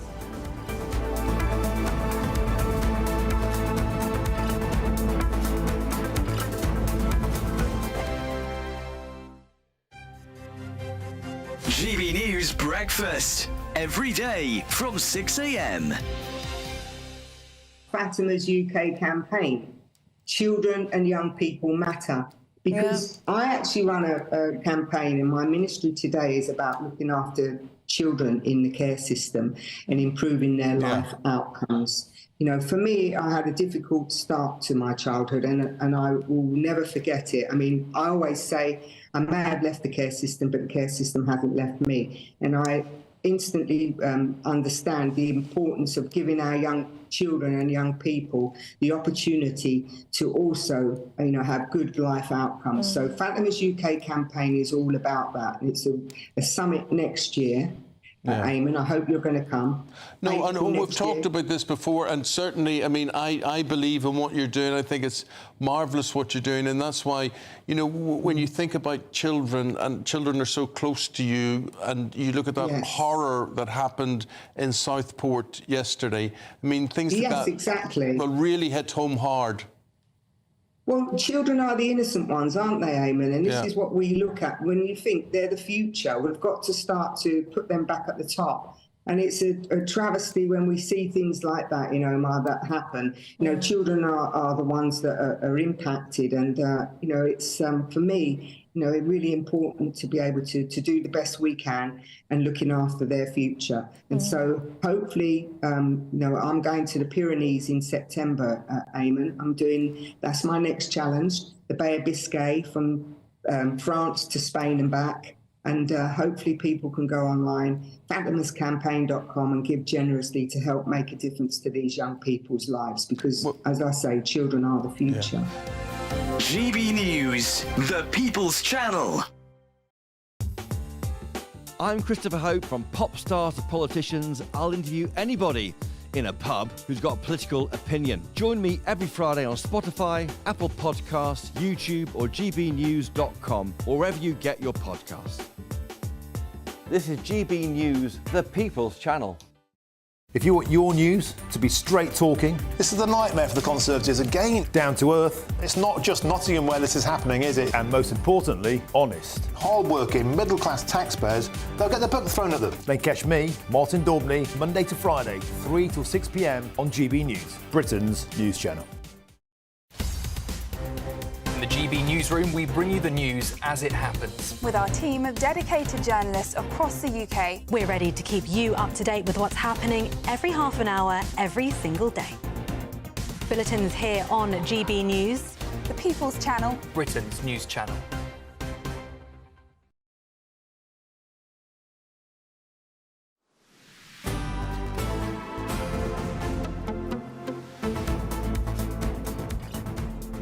Good afternoon, Britain. It is 27 minutes past 1. Now, the Foreign Secretary has been blasted as callous and ignorant after saying that Azerbaijan had been able to liberate territory in its conflict with Armenia, which is seen by some as a war of ethnic cleansing.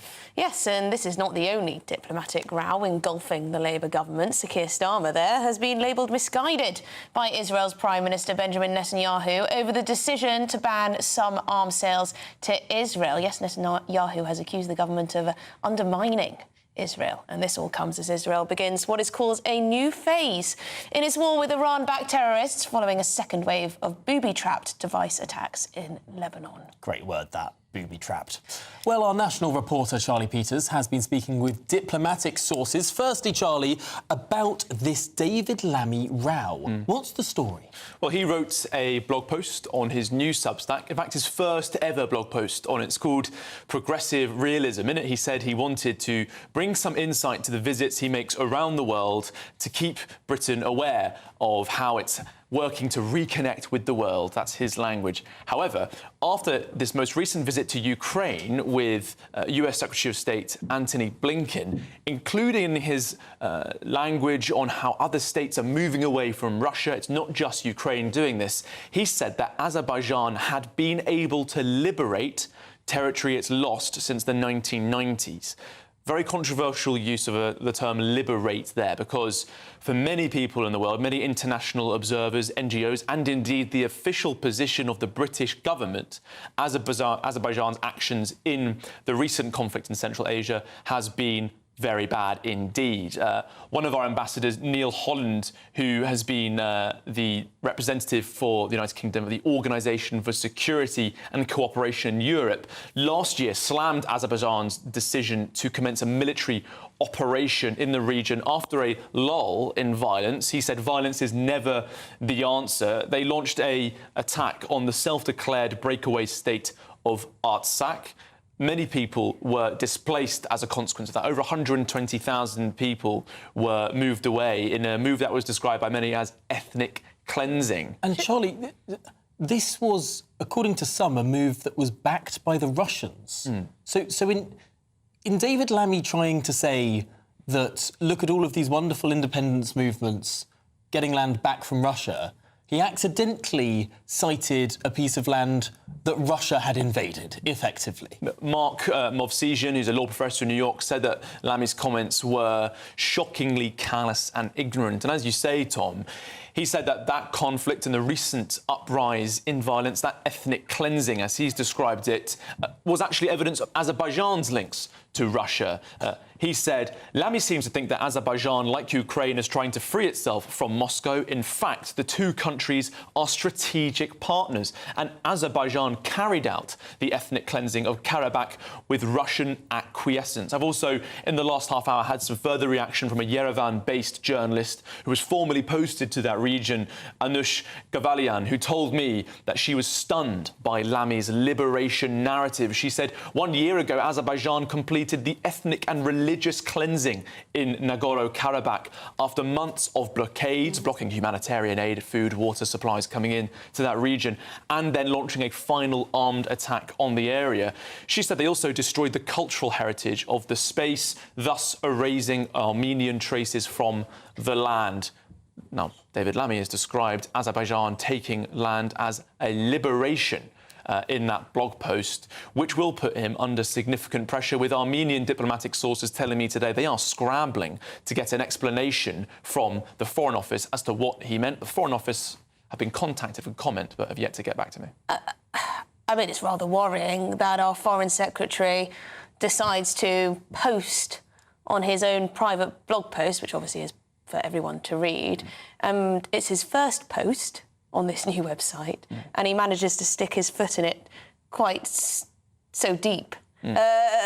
What does this tell us about our Foreign Secretary? Is he out of his depth, Charlie? Well, the Labour government's already under a lot of pressure for foreign policy issues. As you've just mentioned, Netanyahu speaking to the Daily Mail today, an exclusive interview with Natalie Lisbona, a Jerusalem-based journalist, she said in her coverage that Netanyahu thinks that Britain has abandoned Israel in its time of need. He points towards recent decisions by the Foreign Office to scrap some of its arms deals with Israel, and he also pointed to anti-Semitism in the United Kingdom. So at a time when the Labour government's on the back foot on a foreign policy issue, getting a lot of criticism from Israel, it's not going to be helpful. They're also now facing urgent demands for clarification from Armenia.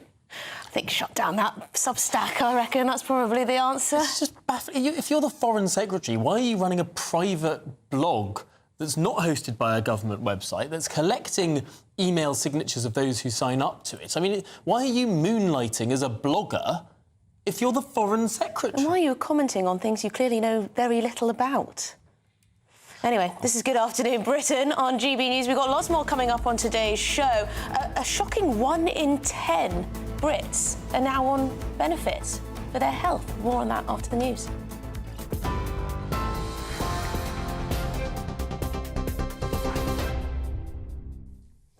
Good afternoon. The top stories. GB News has been told that lots of women have contacted the Harrods Survivors Helpline since new allegations of sexual assault and rape have come to light. 5 women have told the BBC that they were raped by the former Harrods boss Mohammed Al Fayed when they worked at the luxury London department store. The BBC's heard testimony from more than 20 female ex-employees who say the billionaire who died last year, aged 94, sexually assaulted them, including rape. The documentary and podcast Al Fayed, Predator at Harrods gathered evidence that during Fayed's ownership, Harrods not only failed to intervene, but helped cover up abuse allegations. Harrods' current owner said they were utterly appalled by the allegations and said his victims had been failed, for which the store sincerely apologised. The Bank of England has left interest rates unchanged at 5%, but said it could reduce borrowing costs gradually over time if inflation stays low. 8 of the 9 members on the bank's Monetary Policy Committee voted to keep the UK base rate unchanged. The decision to pause comes a month after the central bank cut rates from 5.25%, instigating the first reduction since 2020 and delivering good news to borrowers facing higher costs. And a health watchdog has warned failings in NHS maternity wards are more widespread than previously thought. A review conducted by the Care Quality Commission rated almost half of services as inadequate or requiring improvement. Only 4% were classed as outstanding, 48% were rated as good. Health Minister Baroness Merran says the findings are shocking. Women definitely deserve better, and we are committed to looking at all of the recommendations within this report. We are also ensuring that those maternity trusts who need to do better are identified early on and are getting support to improve. And we are also going to be recruiting thousands more midwives, some of them being trained from new. But I also would appeal to midwives who've left the NHS. And those are the latest GB News headlines for now. I'm Tatiana Sanchez. More from me in half an hour. For the very latest GB News direct to your smartphone, sign up to News Alerts by scanning the QR code or go to gbnews.com/alerts.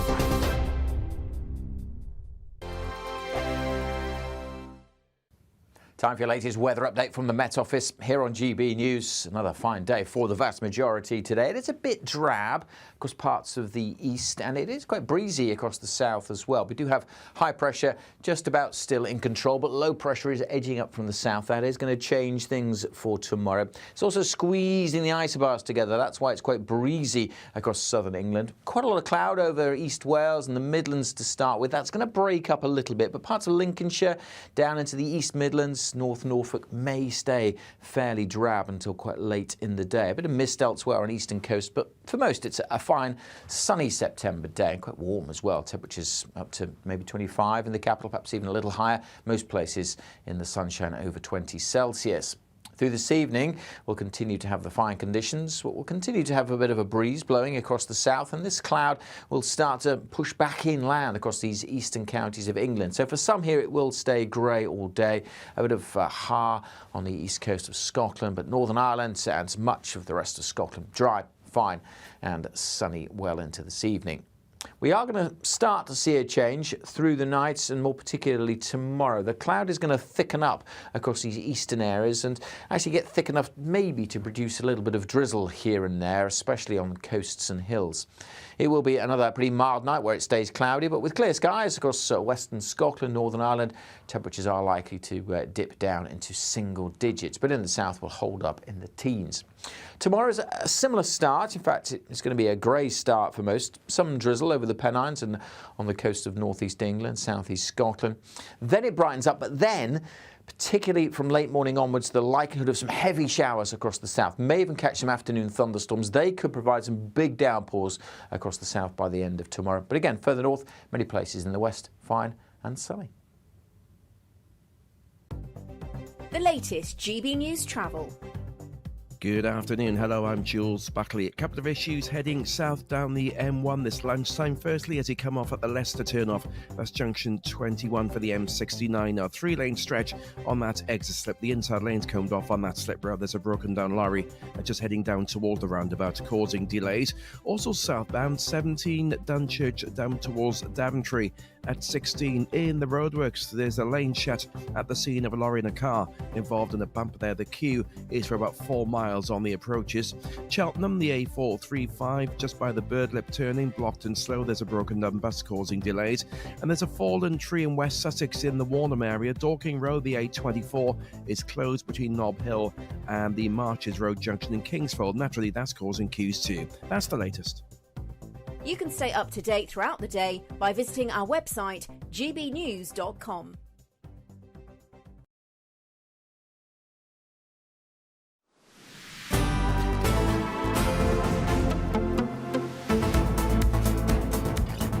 Good afternoon, Britain. It is now 1:39, and the number of people claiming disability benefits in the UK is soaring. Yes, a new report from the Institute for Fiscal Studies, well, their data shows that under 4 million people, just under 4 million people, are claiming these benefits now, with a 150% increase. Yes, you heard that right, 150% increase by the under 40s claiming disability benefits in the past 4 years. Wow, now that is a stark statistic. There's also been a sharp rise in the number of benefit applications on mental health grounds. This is where it's really growing, mental health claims. Well, joining us now is Shimian Lee, a researcher at the Taxpayers Alliance, because, Shimian, this is a pretty stark reality. We had a government for the last few years saying they wanted to clamp down on benefits, but actually we've seen a massive spike. Well, thank you for having me. You're absolutely right that there's been a massive increase in the number of people on disability benefits. So if you look at the number of new claimants, that's people starting disability claims, that number has actually doubled from about 250,000 before the pandemic to about 500,000 now. And that's a massive increase, and that's just new claimants. And once they start claiming disability benefits, they tend to stay on it for quite a long time. And so if you look at the number of people still on disability benefits, health-related benefits, 5 years after they start the claim, 70% of them are still on those benefits. And that imposes a massive cost for the country. And it's something that the public finances at this current moment simply cannot afford. And disability benefits, it's quite a broad term, isn't it? It's a bit of a catch-all these days. You can have disability benefits for things like ADHD. We're absolutely right that a lot of this increase has been fueled by an increase in the number of new claimants claiming these benefits for mental health conditions. So if you look at the statistics, about 40% of new claims have to do with mental health. That's up from about 28% before the pandemic. And a lot of this is because these conditions, these mental health conditions, would not have been considered medical conditions in the past, but are now increasingly being defined and diagnosed by medical professionals as disabilities. So if you think of things like depression, things like anxiety, in the past we wouldn't have thought of these as disabilities, but now they are. That means people are increasingly entitled to claim disability benefits, and this is something that the system simply was not designed to cope with. If you look at disability benefits, the sort of predecessor to that was the mobility allowance benefit that was actually introduced in 1979. Now, back then, the sort of definition of disability was very different from the definition that we have disability today, and thus the number of people claiming disability and the amount that the government intended to spend back then was very different from today. And so the current system really is not adapted to our modern definition of disability and the changing healthcare landscape in the United Kingdom. It's an incredibly concerning picture, because I suppose there'll be many people who are almost incentivised down a more medicalised path, down a path away from work and towards, you know, sitting in your bedroom alone. And that can't be good for your mental health. Sometimes routine and actually seeing other people is perhaps the best thing for you. And yet we have this system whereby we sort of incentivise people away from those very environments that could actually help them. I mean, how do we fix this? You keep me out of a depression, Tom. I Every try. day you keep me out of a depression. How is it fixed, Shimian? Well, one thing that we can do is to start means testing some of these benefits. If you look at disability benefits, that's actually not means tested compared to incapacity benefits, which are. That means that someone on a high income, for example, can claim disability benefits, and that's something that should not be happening. In fact, that's something that doesn't happen in other countries, but does happen here in the UK. Another thing we have to do is start clamping down on fraud. So disability benefits and incapacity benefits are actually less stringently policed than joblessness benefits, which has led to an increase in fraud. The Department for Work and Pensions actually recently pointed out that it loses about £6 billion a year because of fraud. And that's only set to increase by about 5% per year over the next 5 years. So those are two things we can do: look at fraud and as well look at how we can start means testing some of these benefits. Fraud and means testing, some things for politicians to have a look at. Shimian Lee, thank you very much for joining us, researcher at the Taxpayers Alliance. It's quite... I thought this was a pager going off. that would be dangerous. No, some of these... Apologies if you can hear some incessant beeping in the studio right now. Someone is trying to find their AirPods, A previous presenter on this channel has left their AirPods. Has left their wireless headphones, their AirPods, and they're obviously trying to find them, and it's sending lots of beeps out in the show. So and it's causing me stress. So Bev Turner, if you're listening, oh no, it might not be Bev. It could be Andrew Pierce. It could be someone even be from Ellie or Miriam Cates. It could be either of. It could be any of them. So anyone who sat at this desk earlier today, just text us instead. Just drop us a message. Just drop us a message. But some of these stats are shocking. Yeah. To go back to the substance of what we were just talking about, more than a third of all claims are for mental health conditions, up from 28% pre-pandemic. It's not a good state of affairs, really, is it? I don't believe that there really are this many mental health conditions in the country that require benefits, that mean people literally cannot work. I just don't believe it. Yeah, I think a lot of people don't believe it. Perhaps it's getting easier and easier. Oh, I've just been told someone's coming in, a sheepish presenter of this. It's Charlie Peters. Very sorry. It's Charlie. Charlie, you just wanted another spot on the. Oh. 2 hits are enough. Well, there we go. The mystery has been solved. Oh, to be fair, it was worrying me a bit when I heard little beep beep, considering everything that's happening in the world. Yeah, at least the IDF or Mossad didn't supply these particular headphones. Well, no. Anyway, we've got lots more coming up on today's show. Now, there is a new woke monstrosity in Trafalgar Square. There usually is, but this one's new. We'll show you it after the break. This is GB News, Britain's news channel. Did you know several Paralympic GB track and field athletes aim to go for gold this summer in Paris? So aside from pure talent, a British firm has incorporated, get this, space technology in the materials of running clothes to help athletes perform at their ultimate capacity. I'm not sure if I believe this, but we'll find out in a sec. Trailblazing scientists, engineers and designers at British firm Rheon Labs have taken an idea first used in a NASA project, and they've now developed it for over 15 years at Imperial College in London. First of all, please can you explain to us a bit more about how and what this incredible technology is? Yeah, well, as you mentioned, our founder, Dr. Dan Plant, spent many years developing these kind of dynamic materials. That means they behave in what's called non-Newtonic way. So they don't follow the rules. Effectively, they can change their behavior depending on kind of stress or stretch you apply to it. So what you get on an athlete level, if you imagine you have a garment, it's supercharged. It's such that the garment changes its support depending on your movement or your activity or the speed at which you run. So you're saying that it generates, what, more sort of kinetic energy, is that right? Not quite. It makes you effectively make more out of your own energy. Spot the athletes with the wavy curves and stripes, you'll see that. So that's super polymer we have in combination with these stripes that are kind of built around the way your muscles moves. You said the difference between first and fourth place is a fraction of a percent.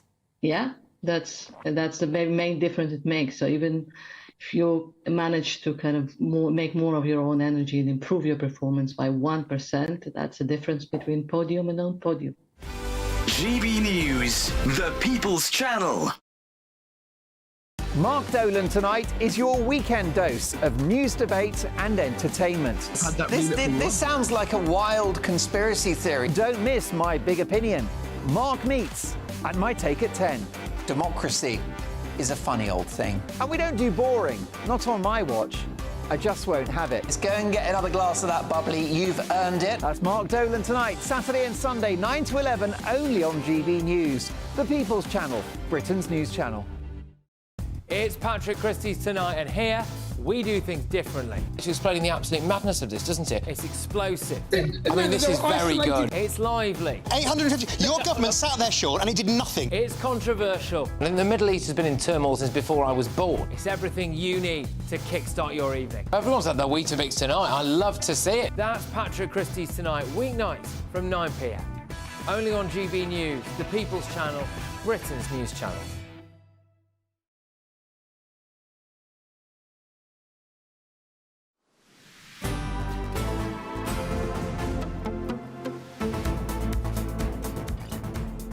Good afternoon, Britain. It is 12 minutes to 2. And here's one for you. Trafalgar Square's fourth plinth. It hosts a striking new artwork. That's what it's being described as. The artwork is by Mexican artist Teresa Margolles. Yes, the installation, there it is. It features 726 plaster masks of transgender and gender variant people from across the globe, each intended to weather and deteriorate over the next 2 years. Yeah, for 2 years? 2 years, that monstrosity. It's odd. The art piece aims to give visibility to the community and commemorate murdered trans singer Carla Le Borada, blending art with activism. Right. OK. I'm not sure what this has to do with London or our capital city, but we know that we like to have very diverse plinths in our capital city. Well, we don't necessarily like to have them. We have them. We know that our mayor likes to have them. And apparently this artist likes to use blood and grease from autopsies in her artwork. I don't believe she's used that in this one. But yes, because she was a forensic pathologist in a past life. So she likes to incorporate the blood of deceased people in her artwork. What's wrong with the statue? And now she's moved on to what's transgender masks. What's wrong? The other three plinths of Trafalgar Square have Brits from history, military leaders mostly, commemorated there. We've also got the big statue in the middle of Trafalgar Square, obviously Nelson. You've got a monarch in front of him on a horse. Good stuff. Yeah, you do.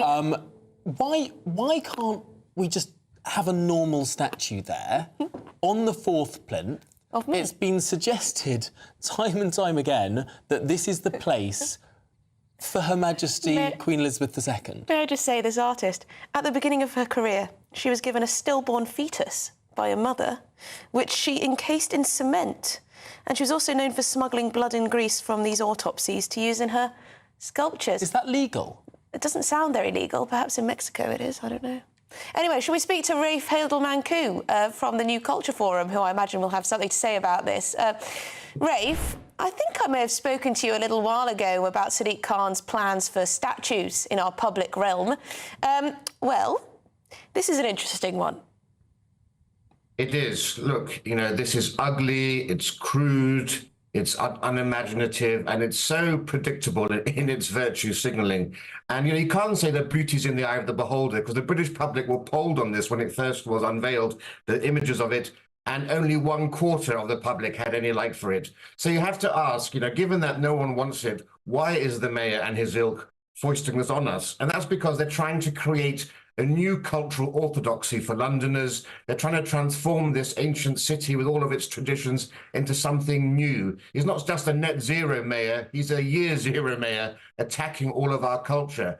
And the fourth plinth could have been used to celebrate British history and London. We've got so many great British artists. It's interesting that of the 6 people shortlisted, 5 were ethnic minorities, and the only white person was a woman, despite the fact, of course, that Britain is still overwhelmingly white British. And that shows you that the idea here is to hijack and transform this platform to promote Sadiq Khan's, his divisive agenda of identity politics, virtue signaling, and anti-British propaganda. And I'm sorry, but public spaces are for everyone to share. And unfortunately now, if you go on the tube, you're bombarded with this messaging with anti-British poems. If you're on the overground, the lines have been renamed.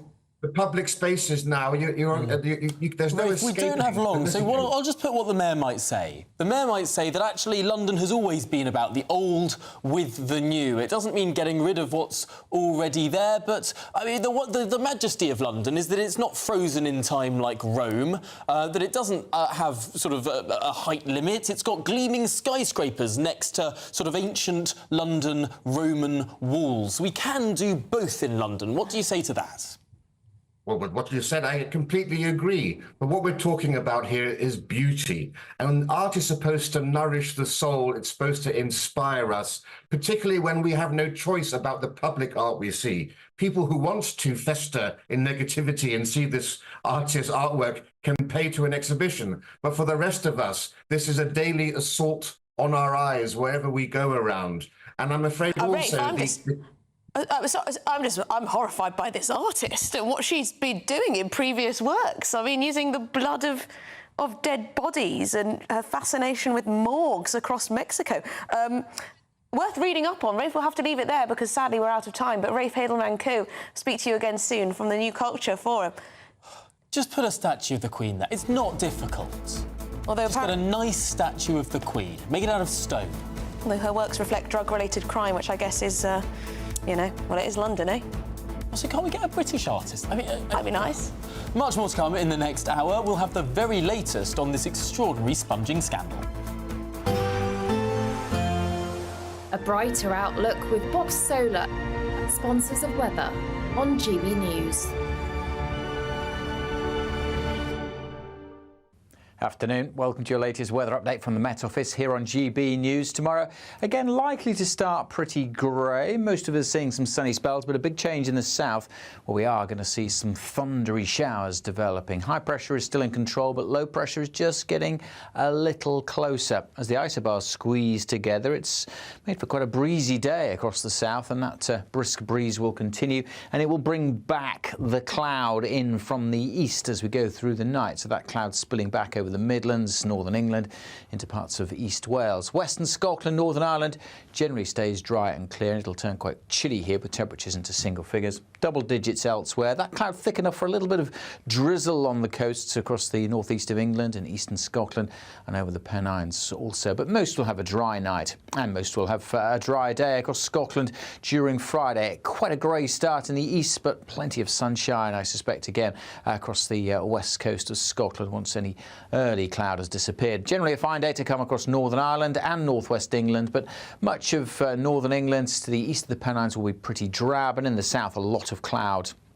Certainly to start with. There may even be one or two showers across the south early on. Certainly as the day goes on and the cloud breaks up, we see a bit of sunshine. That is likely to spark further heavy showers from late morning onwards across parts of the Midlands, southern England and South Wales. Some heavy downpours are likely through the afternoon and into the evening time. Hail and thunder a possibility too. Staying quite grey in parts of northeast England, eastern Scotland. Cool here, quite warm in western Scotland. Quite warm again in the south, but we do have to watch out for these thundery showers. As I say, the Met Office have issued a yellow warning for those thunderstorms, and they're likely to continue into the evening. We could well see further heavy and thundery showers on Saturday as well. Check out the Met Office website for details on the warnings. That warm feeling inside from Boxed Boilers, sponsors of weather on GB News.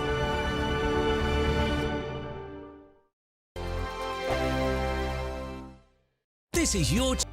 The Britain I grew up in was the most peaceful, gentle society that has ever existed. That has been destroyed. Opinion polls show immigration is the #1 concern to the British public. Are you proud to be British? Yeah, I'm ever so proud. My name is Stephen Edgington, and in this documentary, I want to find out how Britain became a nation of immigrants. Immigration, the truth, available at gbnews.com. Hi there, I'm Michelle Dewberry and I'm going to take a second to tell you all about my show, Dubes & Co. We start off with the issues of the day. We then bring in both sides of the arguments. We get rid of the disrespect. And then you throw me into the mix. And trust me, I'll tell it exactly how it is. And then, of course, the magic ingredient, you at home. We mix it all together and what have we got, in my opinion, the best debate show in town. Monday to Friday, 6 till 7 on GB News, Britain's news channel. Are the newspapers getting you down? My wife didn't divorce me that month. Struggling to separate the wheat from the chaff? I know that it's a bit of a circus at the best of times. Well, don't worry, Headliners has got you covered. We'll take the burden of reading the day's news, and if we get depressed, who cares? It's an occupational hazard, frankly. That's Headliners on GB News from 11 p.m. till midnight, and the following morning, 5 till 6 a.m. on GB News, the comedy channel. Nah, just kidding. Britain's news channel. Tune in to Friday Night Live with me, Mark Dolan. GB News royalty with your perfect start to the weekend. Lucky us! Feisty and fearless guests. Well, I'm a normal person, so ask me. Honest opinions that raises more questions than a Gary Barlow tax return. And a few surprises along the way. Might be cold in this studio. That is Friday Night Live with me, Mark Dolan. 8 to 9 only on GB News, the People's Channel, Britain's news channel.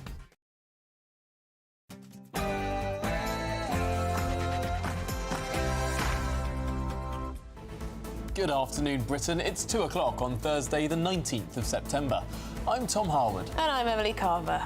Dublin protests. Irish police are preparing for massive anti-immigration protest plans in Ireland's capital this very afternoon. We'll be live there. We will indeed. And historic Harrods allegations. GB News is hearing lots of women have already contacted the Harrods Survivors Helpline since these new allegations of sexual assault and rape came to light against former owner Mohammed Al-Fayed. Sir Keir Scrounger. The Prime Minister has been given more freebies than any other MP since 2019, with Sir Freebie accepting gifts and tickets worth more than £107,000. Well, and walkie-talkie warfare. Israel has declared a new phase of war after it was accused of being behind a second wave of remote-controlled explosions in Lebanon.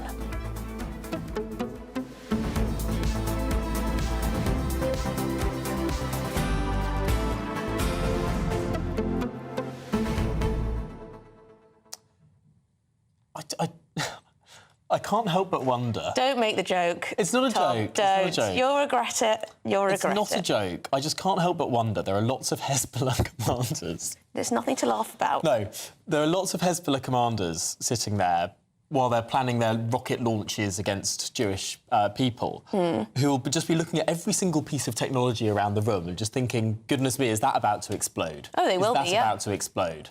And I suppose that's part of the psychology of this attack. Sort of you almost force your opponents to become Luddites. They have to stand in a room with no technology at all. They absolutely will be, of course, but there will also be, average people who are worried that they might somehow come into possession of something like this or be close to someone. Of a Hezbollah pager. People have been in, grocery shops where these things have gone off, right? It's worrying for everyone. Yes, I suppose you don't want to stand next to someone who has a big pager on the side of their body, I suppose. But it's let us know your thoughts on everything we'll be discussing today. We are going to be in Dublin at those immigration protests. We are hearing they're going to be very big indeed. I mean, this has all been going on for a long time now. So we're going to be in Dublin with our reporter live from the scene after your headlines with Tatiana.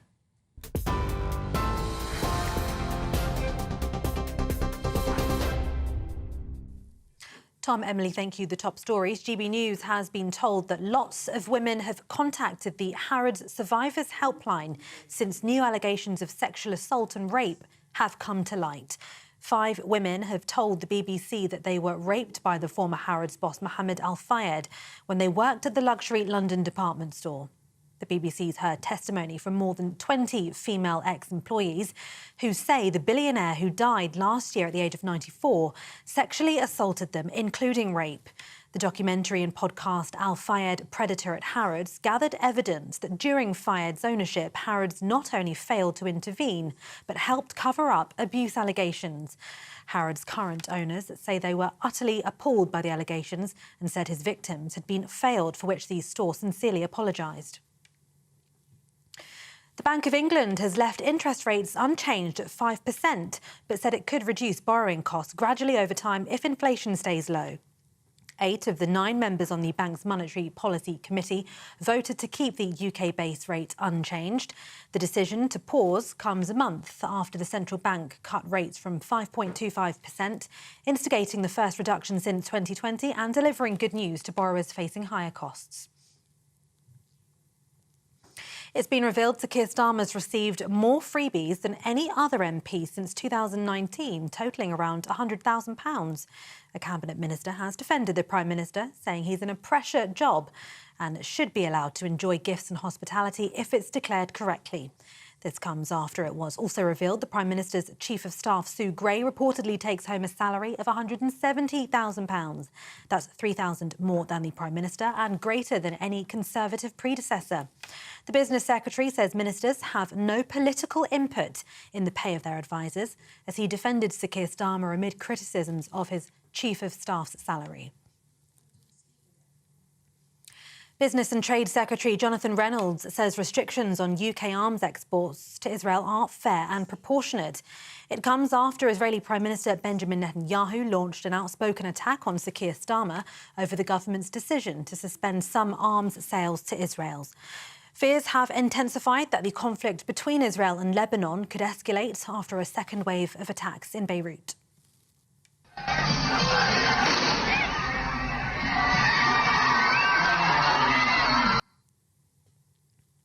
Lebanese terrorist group Hezbollah have accused Israel of being responsible for the coordinated attacks, which saw a wave of walkie-talkie and pager explosions across Lebanon. The IDF says they are not responsible. It's understood 20 people were killed yesterday, whilst 12, including 2 children, lost their lives in the blasts on Tuesday. That's as nearly 3,000 people remain in hospital, 200 of those in a critical condition.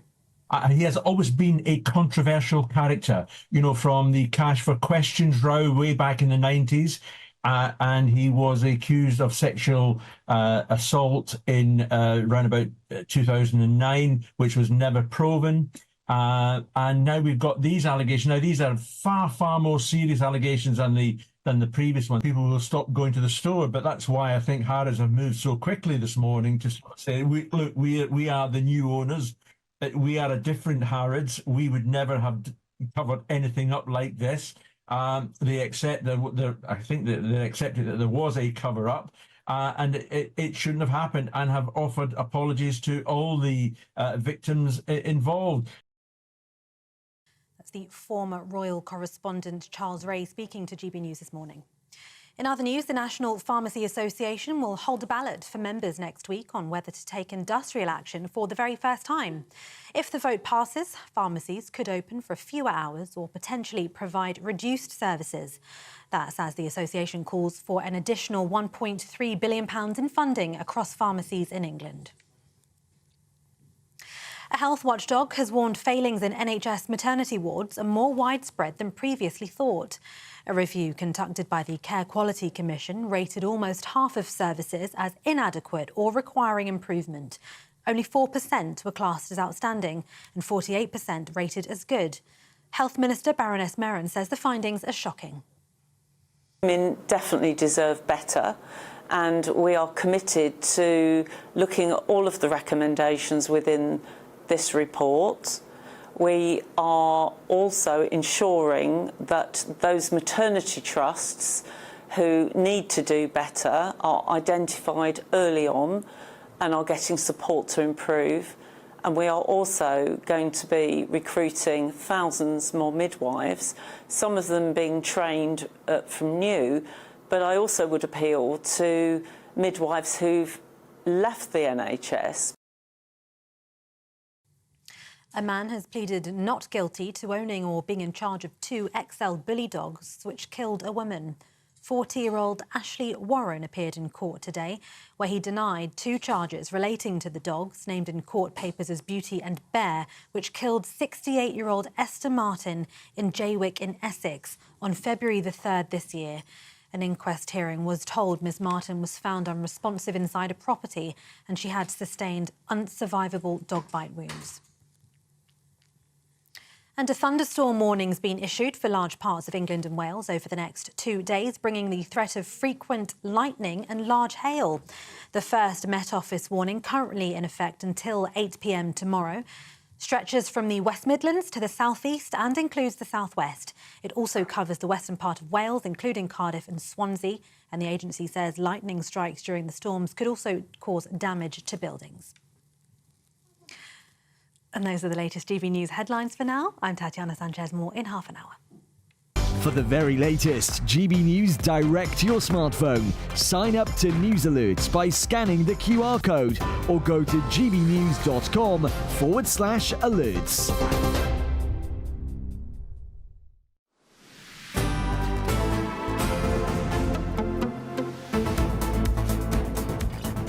Good afternoon, Britain. At 9 minutes past 2, we're taking you straight to Dublin live, where massive anti-immigration protests are underway. Our reporter Doogie Beattie is on the ground now. Doogie, what's the scene? Well, it's a beautiful summer's day in the middle of O'Connell Street, straight outside the GPO, where, of course, Ireland basically won its freedom back in 1916, as they see it. But really what is happening here, Tom, is this is middle-class working people, and it's a lot of businessmen in amongst this as well. I've been covering this for about 2 years, and people were saying, oh, it's working-class people, etc. It's not. It's far from it. These people have arrived here today. They're going to march up to the Dáil, basically their Westminster, where it has come back after its summer recess, and they intend to tell the politicians there, no more immigration.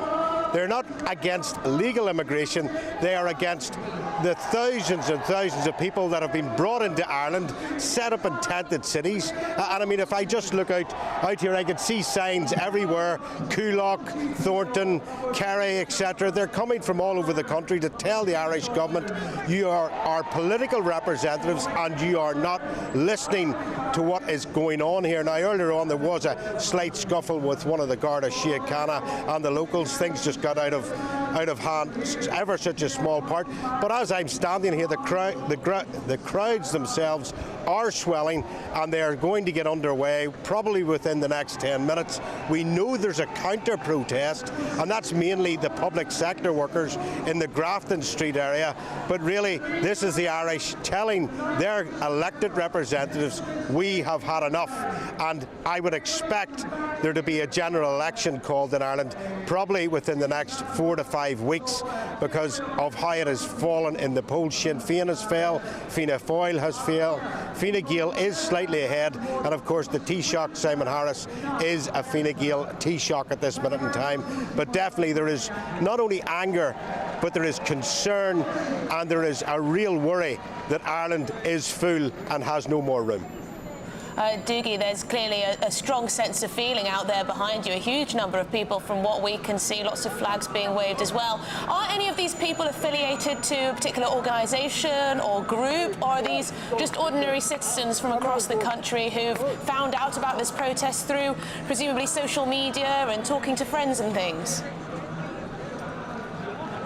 That's exactly why I'm here, Emily, actually, because this is not an unlike, it is not like any other protest. It is people from many parts of life coming here, many walks of life. There is no one big organisation in here. This is just basically concerned citizens. Many organisations are represented here, but it was one that was pulled together on social media, and as I've said to you, they are from all walks of life and are very concerned about where Ireland's going. We just saw someone attempt to push you. Are you all right? What was that about? No. So what's happening, the mainstream media in Ireland are really being quite one-sided. I don't have any point of saying. And the signal has just dripped out, but it does seem that there might be some hostility towards the press at this protest. That's not unusual for sort of protests like that. Yes, well, don't worry. We will check in with Doogie BT and make sure everything is OK at those protests. But as you could see, a very busy street there, very busy protest. Lots of people there with their flags protesting, walking down the street.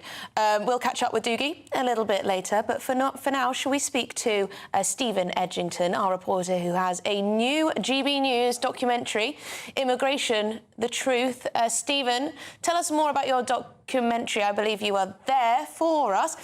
The documentary essentially follows the immigration in this country, looks at how different experiences of it. Stephen, thank you very much. Tell us more about your documentary. So this documentary explores why Britain has become a nation of immigrants and really investigates the backlash towards immigration in recent years. If you look at opinion polls, immigration is now the #1 issue, the #1 priority for British voters. And many people thought after the 2016 Brexit vote, immigration as an issue would go away. But no, the opposite has happened, particularly because immigration has been ramped up in recent years. We've seen record levels of both legal and illegal migration. And in this documentary, I wanted to find out why that had happened and discuss some people's reactions and views towards this recent spike in immigration. And we went to a very diverse place in Britain, Leicester, in fact, the least white city in the UK, and they've recently elected a pro-Gaza Muslim independent MP. And we also went to Great Yarmouth, a town that voted for the Reform Party, voted for Rupert Lowe. And I wanted to really get that contrast of people living in two different, politically very different areas to understand their attitudes towards immigration. We had some really interesting, emotive stories. One chap called Lee in Great Yarmouth was a homeless man, and he was just talking about, what it's been like for him living on the streets since 2018. And in that same year, that was when the illegal boats channel crisis began. And since then, he's been having to live out of a car, and, he's been desperately trying to get a home. And at the same time, more than 100,000 illegal immigrants have entered Britain via the channel boats, and many of them have been given hotels, in some cases luxury hotels, for free. So there's a lot of anger, particularly around this issue of hotels in places like Great Yarmouth and across the country. Fascinating stuff, Stephen. Where can people find this documentary? They can find it on gbnews.com. They can watch it for free now. Go and watch it. It's very good. It's sort of 20 minutes long, and you just have to sign up. Fantastic. Thank you very much indeed, Stephen Edgington, live from Washington with that new documentary, Immigration, the Truth, out today. We're going to turn our attention to domestic politics. Sir Keir Starmer, because his Chief of Staff, Sue Gray, is taking home a whopping salary of £170,000. Now, that is £3,000 more than the Prime Minister himself. So that's raised some eyebrows, hasn't it, Tom? Not just the figures, but also the fact that this was leaked from inside Number 10. Perhaps trouble in paradise behind that famous black door. Who has been leaking against Keir Starmer's Chief of Staff? Is there internal fighting going on? But of course, Keir Starmer doesn't have to worry about his smaller pay packet than his Chief of Staff, because he doesn't have a particular hole in his pocket, since, of course, after 2019, he's received more freebies than any other MP. Yeah, he's received over £100,000 in these gifts and freebies, 107,000 or so pounds. You've then got Lucy Powell, who is the House of Commons leader. You've got Greg Smith there in third place, and then Karen Bradley, and it goes on. But very interesting that Sir Keir Starmer is so far ahead of the rest of the pack. He clearly likes receiving gifts. These are tickets, particularly the football. Strange to see in this list of who has been receiving the most gifts since 2019, 5 Conservatives and 5 opposition MPs from that time in Parliament. And that time in Parliament, of course, saw a massive Conservative majority. So you'd expect the biggest number of people on that list to be Conservatives, but it isn't. It isn't. You've got Why do you suppose that is? I don't know, actually. I don't know. But it is interesting to see Keir Starmer well out ahead, almost in a completely different league compared to these other MPs who received these gifts. A pretty extraordinary number when you come to think about it. From what I can tell, it would appear that Sir Keir Starmer believes that he deserves to live quite a lavish lifestyle and he's happy to do so on someone else's pound. That's how it appears to me. But of course... Unless he's just he's very bad at saying no, you know, if someone offers me something... He just doesn't have a politeness. How can I possibly turn it down, you know? I have to say yes to people. I love that. I love that theory, that there's sort of just this very sort of English awkwardness. Yeah, I can't say no. When someone offers him something, he just can't find a way to say no, so his house is just full of gifts that he didn't want. He can't move for vases and picture frames and tape, I don't know, hat stands. He's just... It's just everything in his life is full of all of these unwanted gifts. I wanted to go in the stands. I really wanted to go in the stands like everyone else, like the good socialist I am, you know, with the hoi polloi. I wanted to do it, but then I was offered these hospitality tickets and I just couldn't say no. I just couldn't say no. I love how Mrs. Starmer... Lady Victoria Starmer, didn't just once go to Taylor Swift's concert for free. She went twice on hospitality tickets gifted to her and actually only declared late as well. A slight rule breach there in how they were declared. I just think, obviously, this donor, and obviously also the Premier League, who've given these hospitality tickets, want something out of this, right? They want to get closer to the Prime Minister. They may wish to influence policy in a way. Basically, those two things. Yeah, it's access, isn't it? It's access. And it does not look good. Are they getting something in return? Are they getting something in return? Well, clearly, Lord Ali got a Downing Street pass. He did, yeah. That's since been rescinded. But my goodness me, that's the sort of pass that is like gold dust in Westminster. Lots of people have been saying this guy's a member of the House of Lords. Of course he did. Do you know how many members of the House of Lords have that sort of Downing Street pass? Precisely 0. I mean, do you know how many cabinet ministers have that sort of pass? Well, it's just about only the Prime Minister and the Chancellor. And then you find out, that Sir Keir Starmer, the Prime Minister, spent an awful lot of time at Lord Ali's £18 million penthouse in Covent Garden. So there you go. It's all very buddy-buddy, all very cosy-cosy. I'll buy your wife's clothing and throw in a personal shopper. Why not? A few spectacles, not a problem. The context, of course, of all of this is that this is the guy who fought the general election, who defined his leadership on being the guy who would clean up politics, who hit out for weeks over who paid for the wallpaper in Downing Street, saying that any sort of donation obviously opens someone up to impropriety. That's the context hypocrisy. Of all of this. The hypocrisy is just mad. And you can't even take the wallpaper with you. You can't even take the wallpaper with you, so there you go. Anyway, let us know your thoughts. We've got lots more coming up on today's show, including the allegations against Mohammed Al Fayed, the former owner of Harrods, the superstore in central London. Some shocking allegations against him. Stay tuned.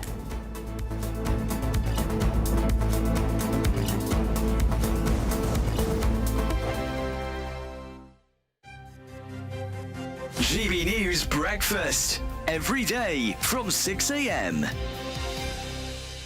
A furious online debate has been sparked after, well, let's just say a rather large man, I mean, he really was big, was snapped trying to fit into his seat on a plane. It's led to some to ask whether obese passengers should have to pay for extra plane seats so they don't inconvenience others. Some say, though, that's cruel.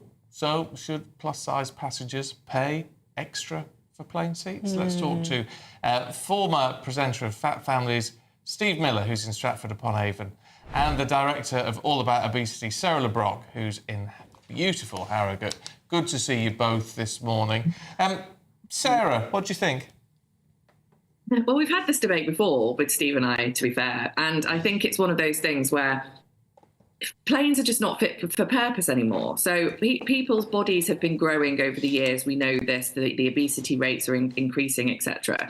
But what's happening to planes is the seats are decreasing in size. So they're just not fit for purpose and not fit for the population. So I think it's just one of these things where we need to be more empathetic to people, that they're trying to fit into an environment that isn't shaped for them at all. So I think we do need to kind of say, well, what's right here? Is it the person not being able to fit in the seat, or is it the seat not being fit for purpose for the person? And I think we need to really, look at things from that perspective as well. Instead of thinking the person's doing something wrong, how about the environment might be doing something wrong? Steve? It's not about blaming, but the message you can't put out, in my opinion, is that it's okay to be obese and don't worry about it. You see, what I'm saying here is free plane seats. If you're offering free plane seats, an extra seat, that's going to normalise obesity. GB News, the People's Channel. Every Saturday, 10 till 12, we'll bring you all of the news that you need to know. We'll also remind you that there is so much to smile about. It's my favourite time of the week. I get to relax, enjoy some light-hearted stories, and let Ellie teach me about fashion too. That's Saturday Morning Live, every Saturday, 10 till 12. Only on GB News, Britain's news channel. I'm Christopher Hope. From pop stars to politicians, I'll interview anybody in a pub who's got a political opinion. Join me every Friday on Spotify, Apple Podcasts, YouTube or gbnews.com, or wherever you get your podcasts. This is GB News, the People's Channel. If you want your news to be straight talking, this is a nightmare for the Conservatives again. Down to earth. It's not just Nottingham where this is happening, is it? And most importantly, honest. Hard-working, middle-class taxpayers, they'll get the book thrown at them. Then catch me, Martin Daubney, Monday to Friday, 3 till 6 p.m. on GB News, Britain's news channel.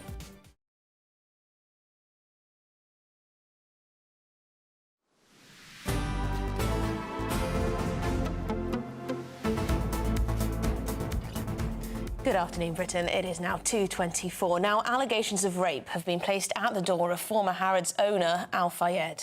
Well, in a documentary, more than 20 women formerly employed by the Egyptian billionaire are accusing him of assault and physical violence.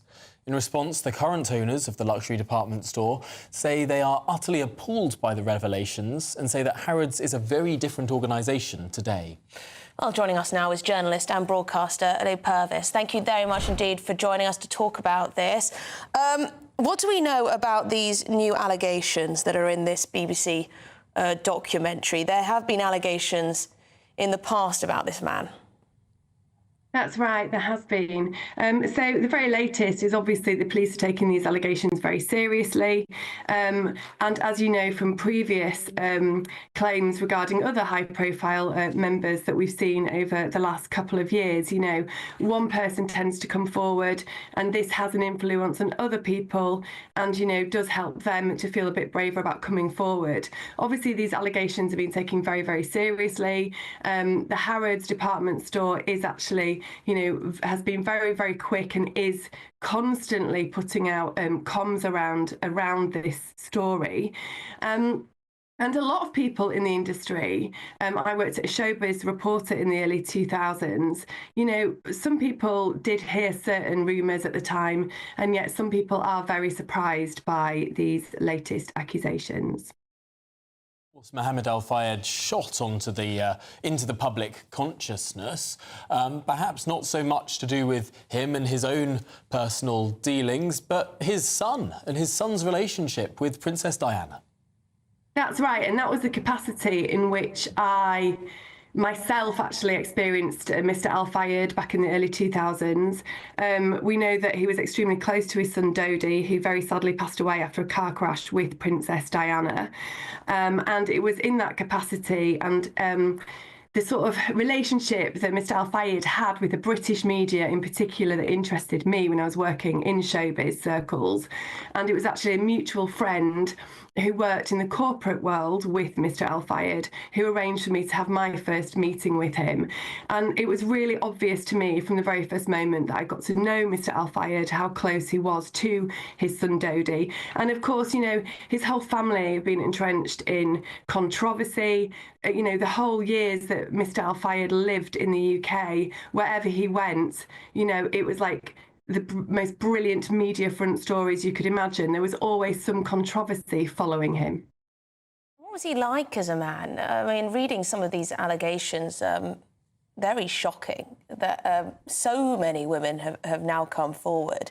Just some of the descriptions of the way he used to sort of patrol the department store looking for young women who he found attractive who worked there and tried to take them off, you know, secretly to isolate them and then attack them. Also, that his personal assistant was subjected to an intimate medical check.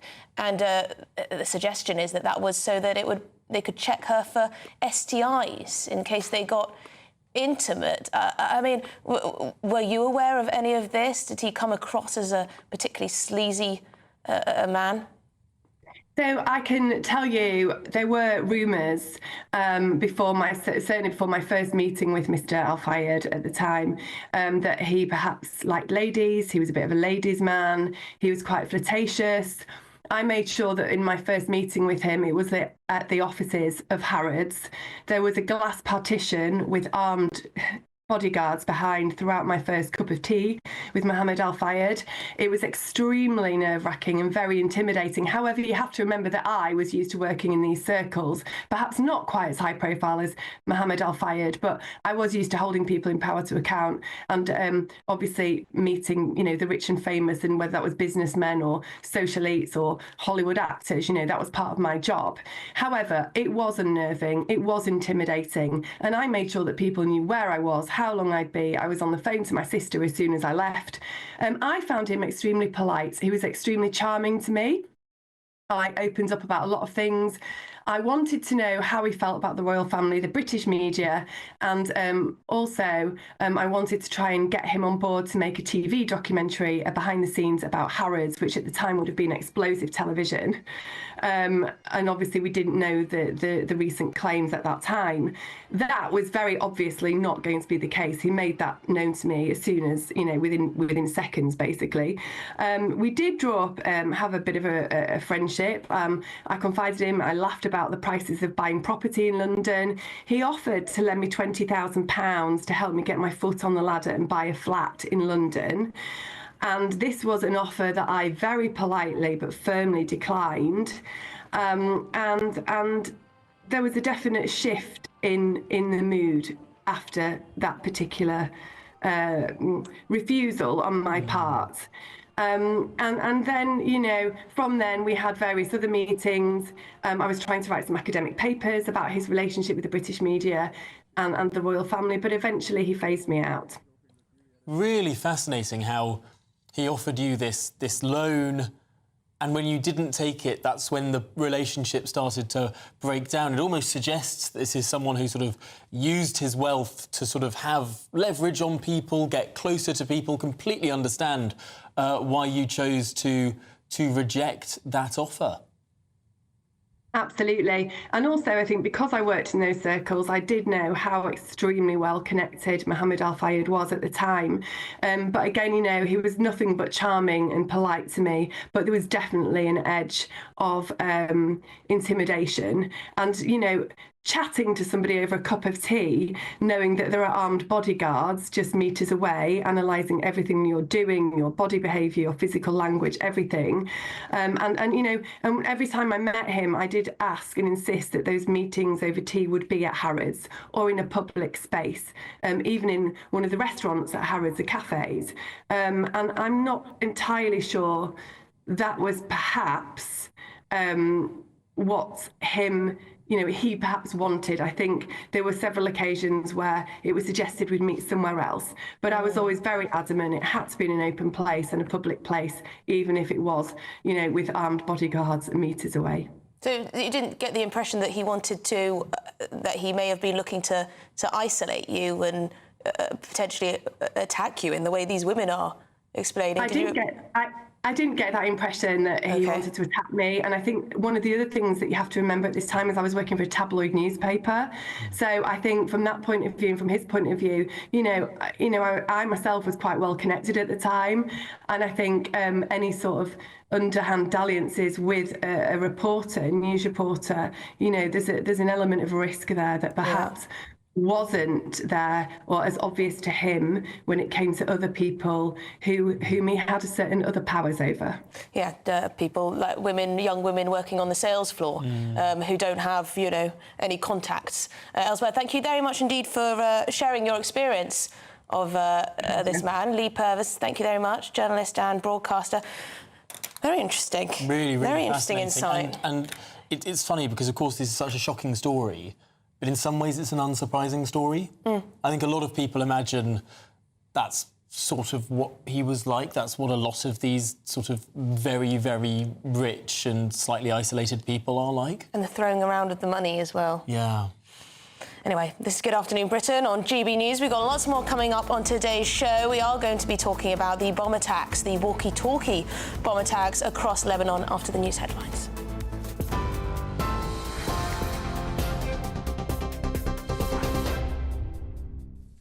Emily, thank you and good afternoon. The top stories. GB News has been told that lots of women have contacted the Harrods Survivors Helpline since new allegations of sexual assault and rape have come to light.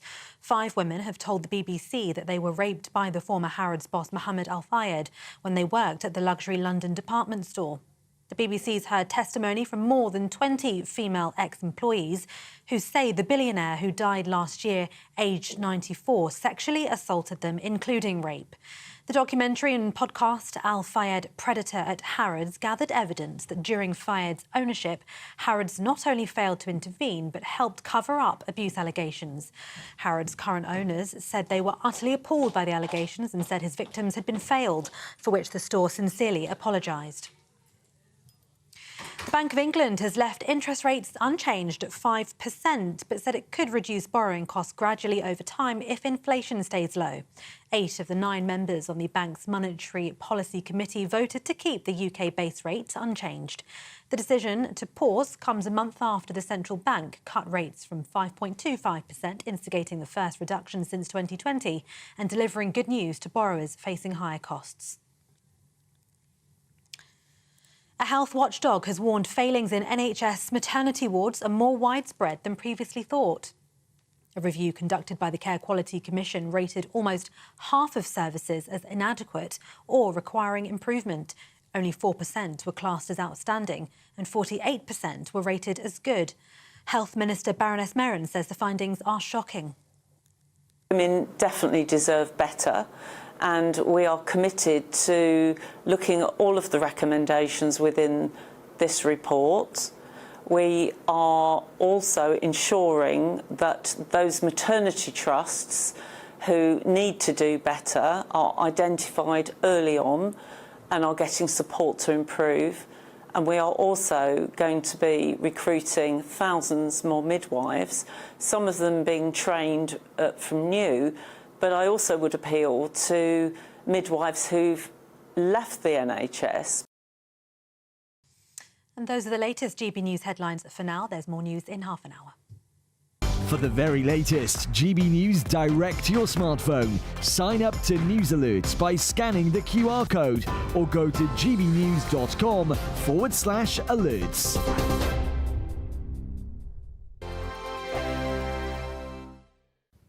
Time for your latest weather update from the Met Office here on GB News. Another fine day for the vast majority today. It is a bit drab across parts of the east and it is quite breezy across the south as well. We do have high pressure just about still in control, but low pressure is edging up from the south. That is going to change things for tomorrow. It's also squeezing the isobars together. That's why it's quite breezy across southern England. Quite a lot of cloud over East Wales and the Midlands to start with. That's going to break up a little bit, but parts of Lincolnshire down into the East Midlands, North Norfolk may stay fairly drab until quite late in the day. A bit of mist elsewhere on eastern coast, but for most it's a fine sunny September day and quite warm as well. Temperatures up to maybe 25 in the capital, perhaps even a little higher. Most places in the sunshine over 20 Celsius. Through this evening, we'll continue to have the fine conditions. We'll continue to have a bit of a breeze blowing across the south, and this cloud will start to push back inland across these eastern counties of England. So for some here, it will stay grey all day. A bit of ha on the east coast of Scotland, but Northern Ireland and much of the rest of Scotland dry, fine and sunny well into this evening. We are going to start to see a change through the night and more particularly tomorrow. The cloud is going to thicken up across these eastern areas and actually get thick enough maybe to produce a little bit of drizzle here and there, especially on the coasts and hills. It will be another pretty mild night where it stays cloudy, but with clear skies across western Scotland, Northern Ireland, temperatures are likely to dip down into single digits, but in the south will hold up in the teens.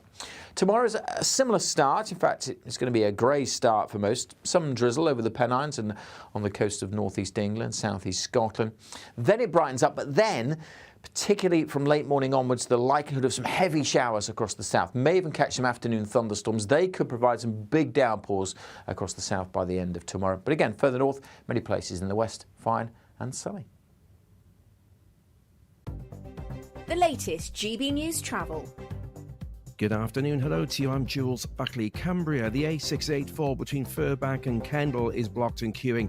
There's a collision causing delays. Northbound traffic unable to leave. All join the M6 there at junction 37. Between Coberley and Hillcourt in Gloucestershire, the A435 closed. There's a broken down bus, so no way through and causing queues. Northbound M1 Flitwick at 12 up towards Bedford 13. Now lane 1's come off for a broken down lorry. It's in the road. Works are slow back toward Luton North Junction 11A. All the traffic on the anti-clockwise side of the M25 at the moment, away towards Dartford being held. There's a broken down car causing queues back towards Swanley at Junction 3, and the Portsmouth Road in Woolston in Hampshire is currently closed by the Cricketers Arms and queuing. That is due to an accident there. You can stay up to date throughout the day by visiting our website gbnews.com.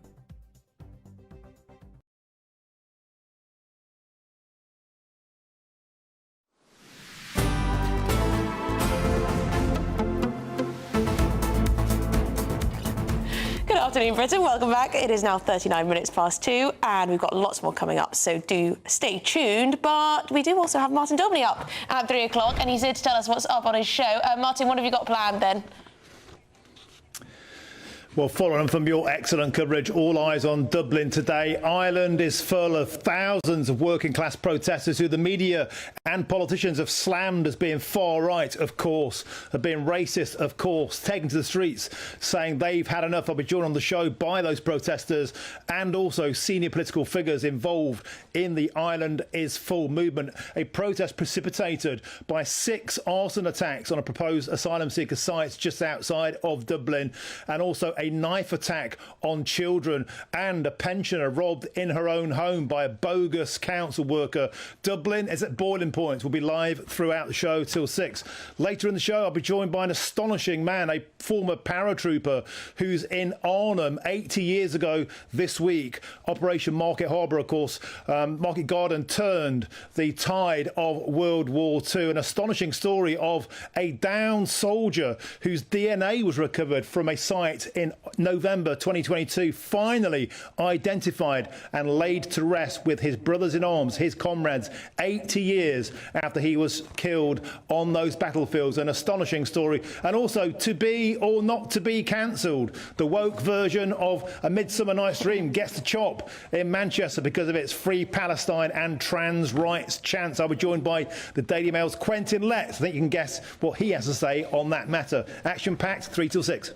Goodness me. I'm looking forward to many more Shakespearean quotes throughout the show, Martin. I'll be tuning in 3 o'clock. Thanks for joining us. Absolutely. So Martin will be following those Dublin protests for you. We, of course, spoke to Doogie Beattie a little bit earlier, who was right in the thick of things, wasn't he? Although perhaps the more apposite quote for the Midsummer Night's Dream one would be... Oh, still on that, are you? If perchance we have offended, think but this and all is mended.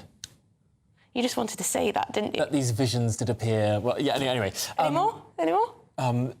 That we have but wandered here while these visions did appear, and this weak and idle theme, something but a dream. Anyway, that's More importantly, Israel. They've declared a new phase in their war against Iran-backed militants after a second wave of booby-trapped devices targeted terrorists from Hezbollah in Lebanon were detonated yesterday.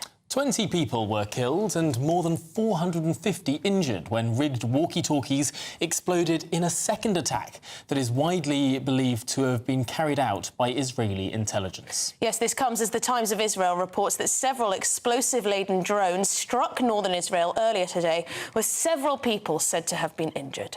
Well, let's get the thoughts now of CBRN and biosecurity expert Hamish de Bretton-Gordon.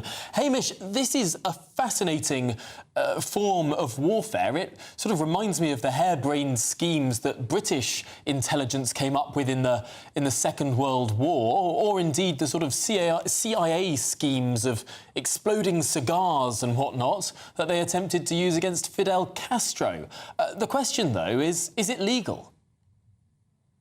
Well, whether it's legal or not, I'm not entirely sure, but it is an extraordinarily audacious attack. First of all, the Israelis, and I'm sure there is nobody else who could have done this, convinced Hezbollah terrorists to get rid of their mobile phones because the Israelis had already taken out some key leaders with that. Then the foot soldiers of Hezbollah had pages that have obviously been interdicted by the Israelis and put explosives in them. And as you reported, many thousands of Hezbollah fighters have been injured and, more importantly, identified to the Israelis. And then yesterday, the push-to-talk radios exploded, and those are the ones carried by the senior commanders, again, showing them to the Israelis. So what we call, not quite a sort of CIA type thing, as you said, but it's called the indirect approach. It was developed by Basil Littlehart after the devastating numbers of casualties in the First World War, to do something completely unexpected, to catch people on the hoof. Now, the legality to it, well, there have been civilians killed, and every civilian death is to be lamented. But when you look at the amount of civilian deaths from conventional war in Ukraine in the tens, if not hundreds of thousands, and also the civilian deaths in Gaza, this type of warfare, to me, is the most effective. Psychologically, it's devastated Hezbollah and their Iranian backers, who probably it's aimed at. So an amazing operation, and let's hope it brings peace rather than quicker than just bombing everybody on both sides and trying to kill as many as possible. Now, Hamish, there have already been some reprisals. We're expecting to hear from Hezbollah's chief in the next 15 minutes or so. What might he say? Well, I'm not sure. I mean, you're right. There have been some reprisals, but a few missiles fired in the direction of Israel.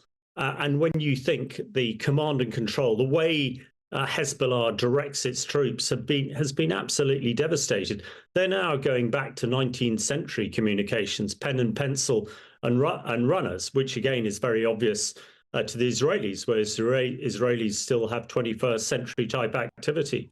The leader of Hezbollah is, obviously he is devastated. Everybody is in panic, and not least the Iranians too. So I expect he might be turning towards Tehran and saying, what on earth is going on? You need to support us here, and trying to galvanize his people, because psychologically, I think Hezbollah at the moment doesn't really exist in any sort of format. But let's hope, and I think everybody hopes, that this might lead rather more quickly to a ceasefire and a peaceful resolution than keep hammering away. But yeah, I expect the leader of Hezbollah will choose his words carefully, because they're really up against it. And I think the Israelis have inferred that actually they've realized that the only way they're going to get the remaining hostages out of Gaza is to get the Iranians to order that. And that seems to be what they're doing here. And I think Iran is really struggling. Iran is not a nuclear power. Israel is. Iran's communications have been completely overwhelmed by this attack from Israel. So let's hope the balance of power will shift, and shift, most importantly, towards a ceasefire. Well, that's the big hope. I suppose the worry is that they've been prodding the bear, but I suppose at least it is much more targeted than bombing, as you say. Hamish de Bretton-Gordon, really appreciate your expertise and your thoughts on this issue. Thanks for joining us. Thank you very much indeed. Well, we've got lots more coming up on today's show, so do stay tuned. Apparently teachers, they're leaving the profession, so they're being offered more lions. So presumably come in late. I've always thought schools should start later. I mean, well, you're a boy. You're a boy. Teenage boys, they need lots of sleep. Start later, end later. Easy, everyone wins. Well, we'll see after the break.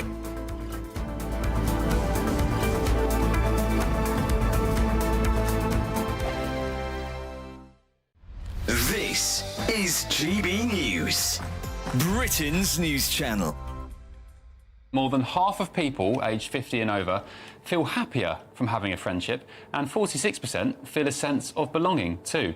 Tomorrow is the start of Friendship Month. The Oddfellows, a non-profit friendly society that provides older adults with opportunities to create new friendships, is now inviting more people this September to join their local groups and expand their friendship circles through giving a taster activity at local community centres.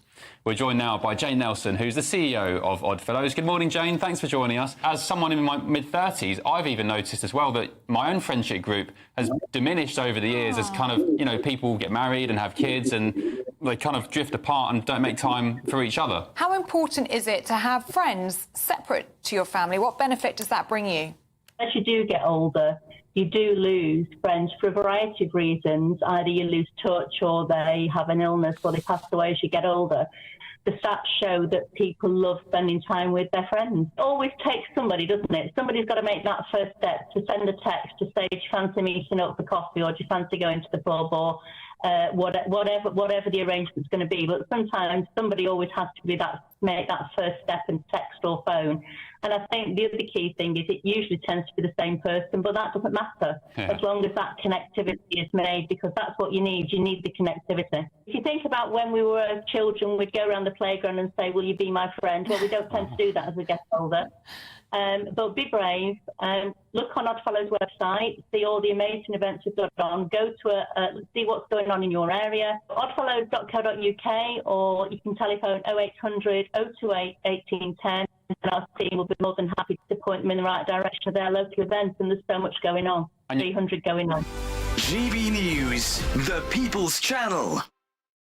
Hi there, I'm Michelle Dewberry, and I'm going to take a second to tell you all about my show, Dubes & Co. We start off with the issues of the day. We then bring in both sides of the argument. We get rid of the disrespect, and then you throw me into the mix. And trust me, I'll tell it exactly how it is. And then, of course, the magic ingredient, you at home. We mix it all together, and what have we got? In my opinion, the best debate show in town. Monday to Friday, 6 till 7 on GB News, Britain's news channel. If you want your news to be straight talking, this is a nightmare for the Conservatives again. Down to earth. It's not just Nottingham where this is happening, is it? And most importantly, honest. Hard-working, middle-class taxpayers, they'll get their book thrown at them. Then catch me, Martin Daubney, Monday to Friday, 3 till 6 p.m. on GB News, Britain's news channel. I'm Simon Evans, and this is GB News, Britain's news channel.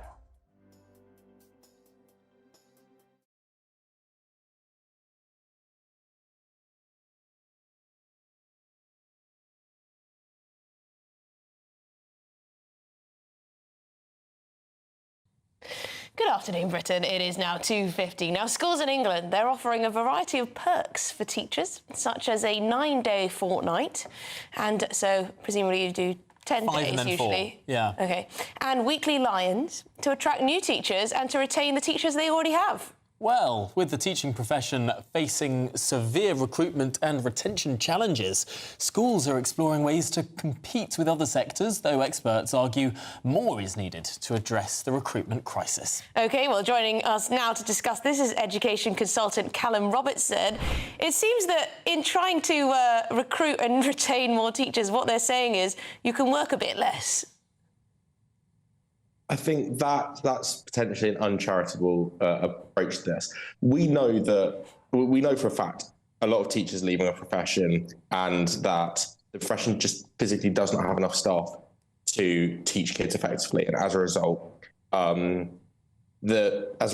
kids' outcomes are falling, and that's obviously not right. So we need a remedy for this. How do we do that? Well, the reports today, and actually various academic reports over a couple of months, have shown that as the labour market shifts and other industries and other sectors have more flexibility in their work, that is improving their retention statistics in those jobs. Now, some teachers and organisations are saying is, let's try this for the education profession. Teachers, for example, get planning periods. They'll usually get 5 or 6 planning periods a fortnight, depending on the particular role they have. If you're slightly more senior, you get slightly more non-contact time to your line managing people, etc. Same as in other sectors. There's no reason that time can't be taken remotely. And that's not taking them away from kids, etc. It's just saying, actually, you have the freedom to do your work a bit more remotely or a bit more flexibly. If that's a motivation or a strategy that not only improves teacher retention, but actually gives kids teachers who are better prepared for their jobs, I think everyone wins there. And I would add just one tiny more thing in. I worked at a school a couple of years ago where we tried this. And the outcome of allowing teachers who, with higher levels of absence, high levels of sickness, to work remotely a little bit, caused those teachers to drop those sickness rates because they actually had time to work, to recover. And actually, the impact of that was beneficial for the students because you had fewer students in front of cover supervisors and cover teachers, which meant more kids were getting expert teaching. It is a conundrum, of course, because paying teachers more, which I suppose would be the ultimate boon for recruitment, is incredibly expensive. The government has already done one big public sector pay hike above inflation, which I suppose is all about retention and recruitment, but ultimately it's pretty hard to find ways to keep pumping more money into the system. So I suppose more creative things are being looked at. How much is artificial intelligence going to be an issue here? I mean, artificial intelligence can be useful, but I think it's the thing about education. It's a human interacting sector. So its use at the moment, whilst AI is still relatively limited in its effectiveness, it's just not got the same scope as it does potentially when it comes to writing code or writing accounting software, etc. It's just not got the same pull at the moment. Now, 10, 15 years time. But the thing is, 10, 15 years' time, it might do. But at the moment, we're just not at that stage of the technology. OK, Callum, we're going to have to leave it there, sadly. Education consultant Callum Robertson, really great to get your it says here, teachers need to be treated like elite athletes. Goodness me, well, this has been Good Afternoon Britain. Martin's up next. He is. A brighter outlook with Box Solar, sponsors of weather on GB News.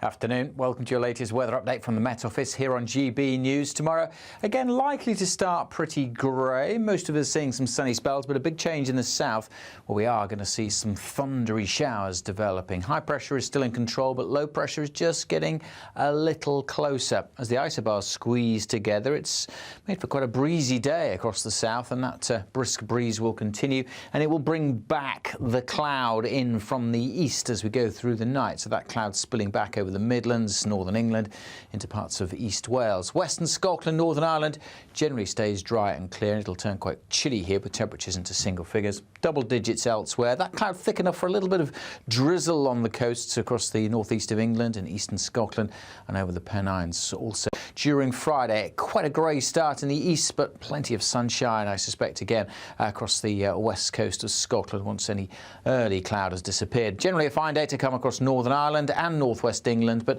much of northern England to the east of the Pennines will be pretty drab, and in the south a lot of cloud.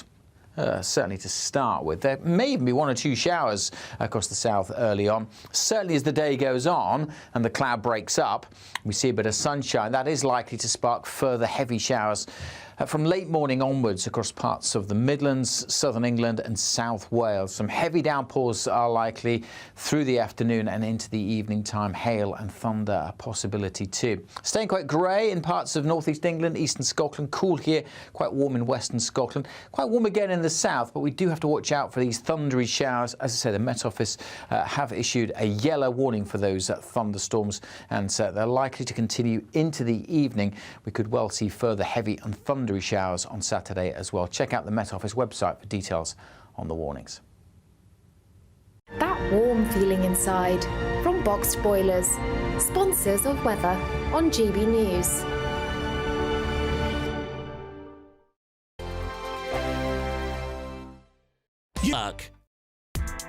Join me, Nana Akwe, for an informative, interactive news programme with a difference. It's fun. No, he didn't say that, though. I'm so surprised. I think there's an element of truth to that. Join me from 3 p.m. every weekend, only on GB News, Britain's news channel. Every Saturday, 10 till 12, we'll bring you all of the news that you need to know. We'll also remind you that there is so much to smile about. It's my favourite time of the week. I get to relax, enjoy some light-hearted stories, and let Ellie teach me about fashion too. That's Saturday Morning Live, every Saturday, 10 till 12. Only on GB News, Britain's news channel. It's Patrick Christie's Tonight, and here we do things differently. It's explaining the absolute madness of this, doesn't it? It's explosive. I mean, this is very good. It's lively. 850. Your government sat there, Sean, and it did nothing. It's controversial. And the Middle East has been in turmoil since before I was born. It's everything you need to kickstart your evening. Everyone's had their Weetabix tonight. I love to see it. That's Patrick Christie's Tonight, weeknights from 9 p.m. Only on GB News, the People's Channel, Britain's news channel. The Britain I grew up was the most peaceful, gentle society that has ever existed. That has been destroyed. Opinion polls show immigration is the #1 concern to the British public. Are you proud to be British? Yeah, I'm ever so proud. My name is Stephen Edgington, and in this documentary, I want to find out how Britain became a nation of immigrants. Immigration, the truth, available at gbnews.com. I'm Christopher Hope. From pop stars to politicians, I'll interview anybody in a pub who's got a political opinion. Join me every Friday on Spotify, Apple Podcasts, YouTube or gbnews.com, or wherever you get your podcasts. This is GB News, the People's Channel.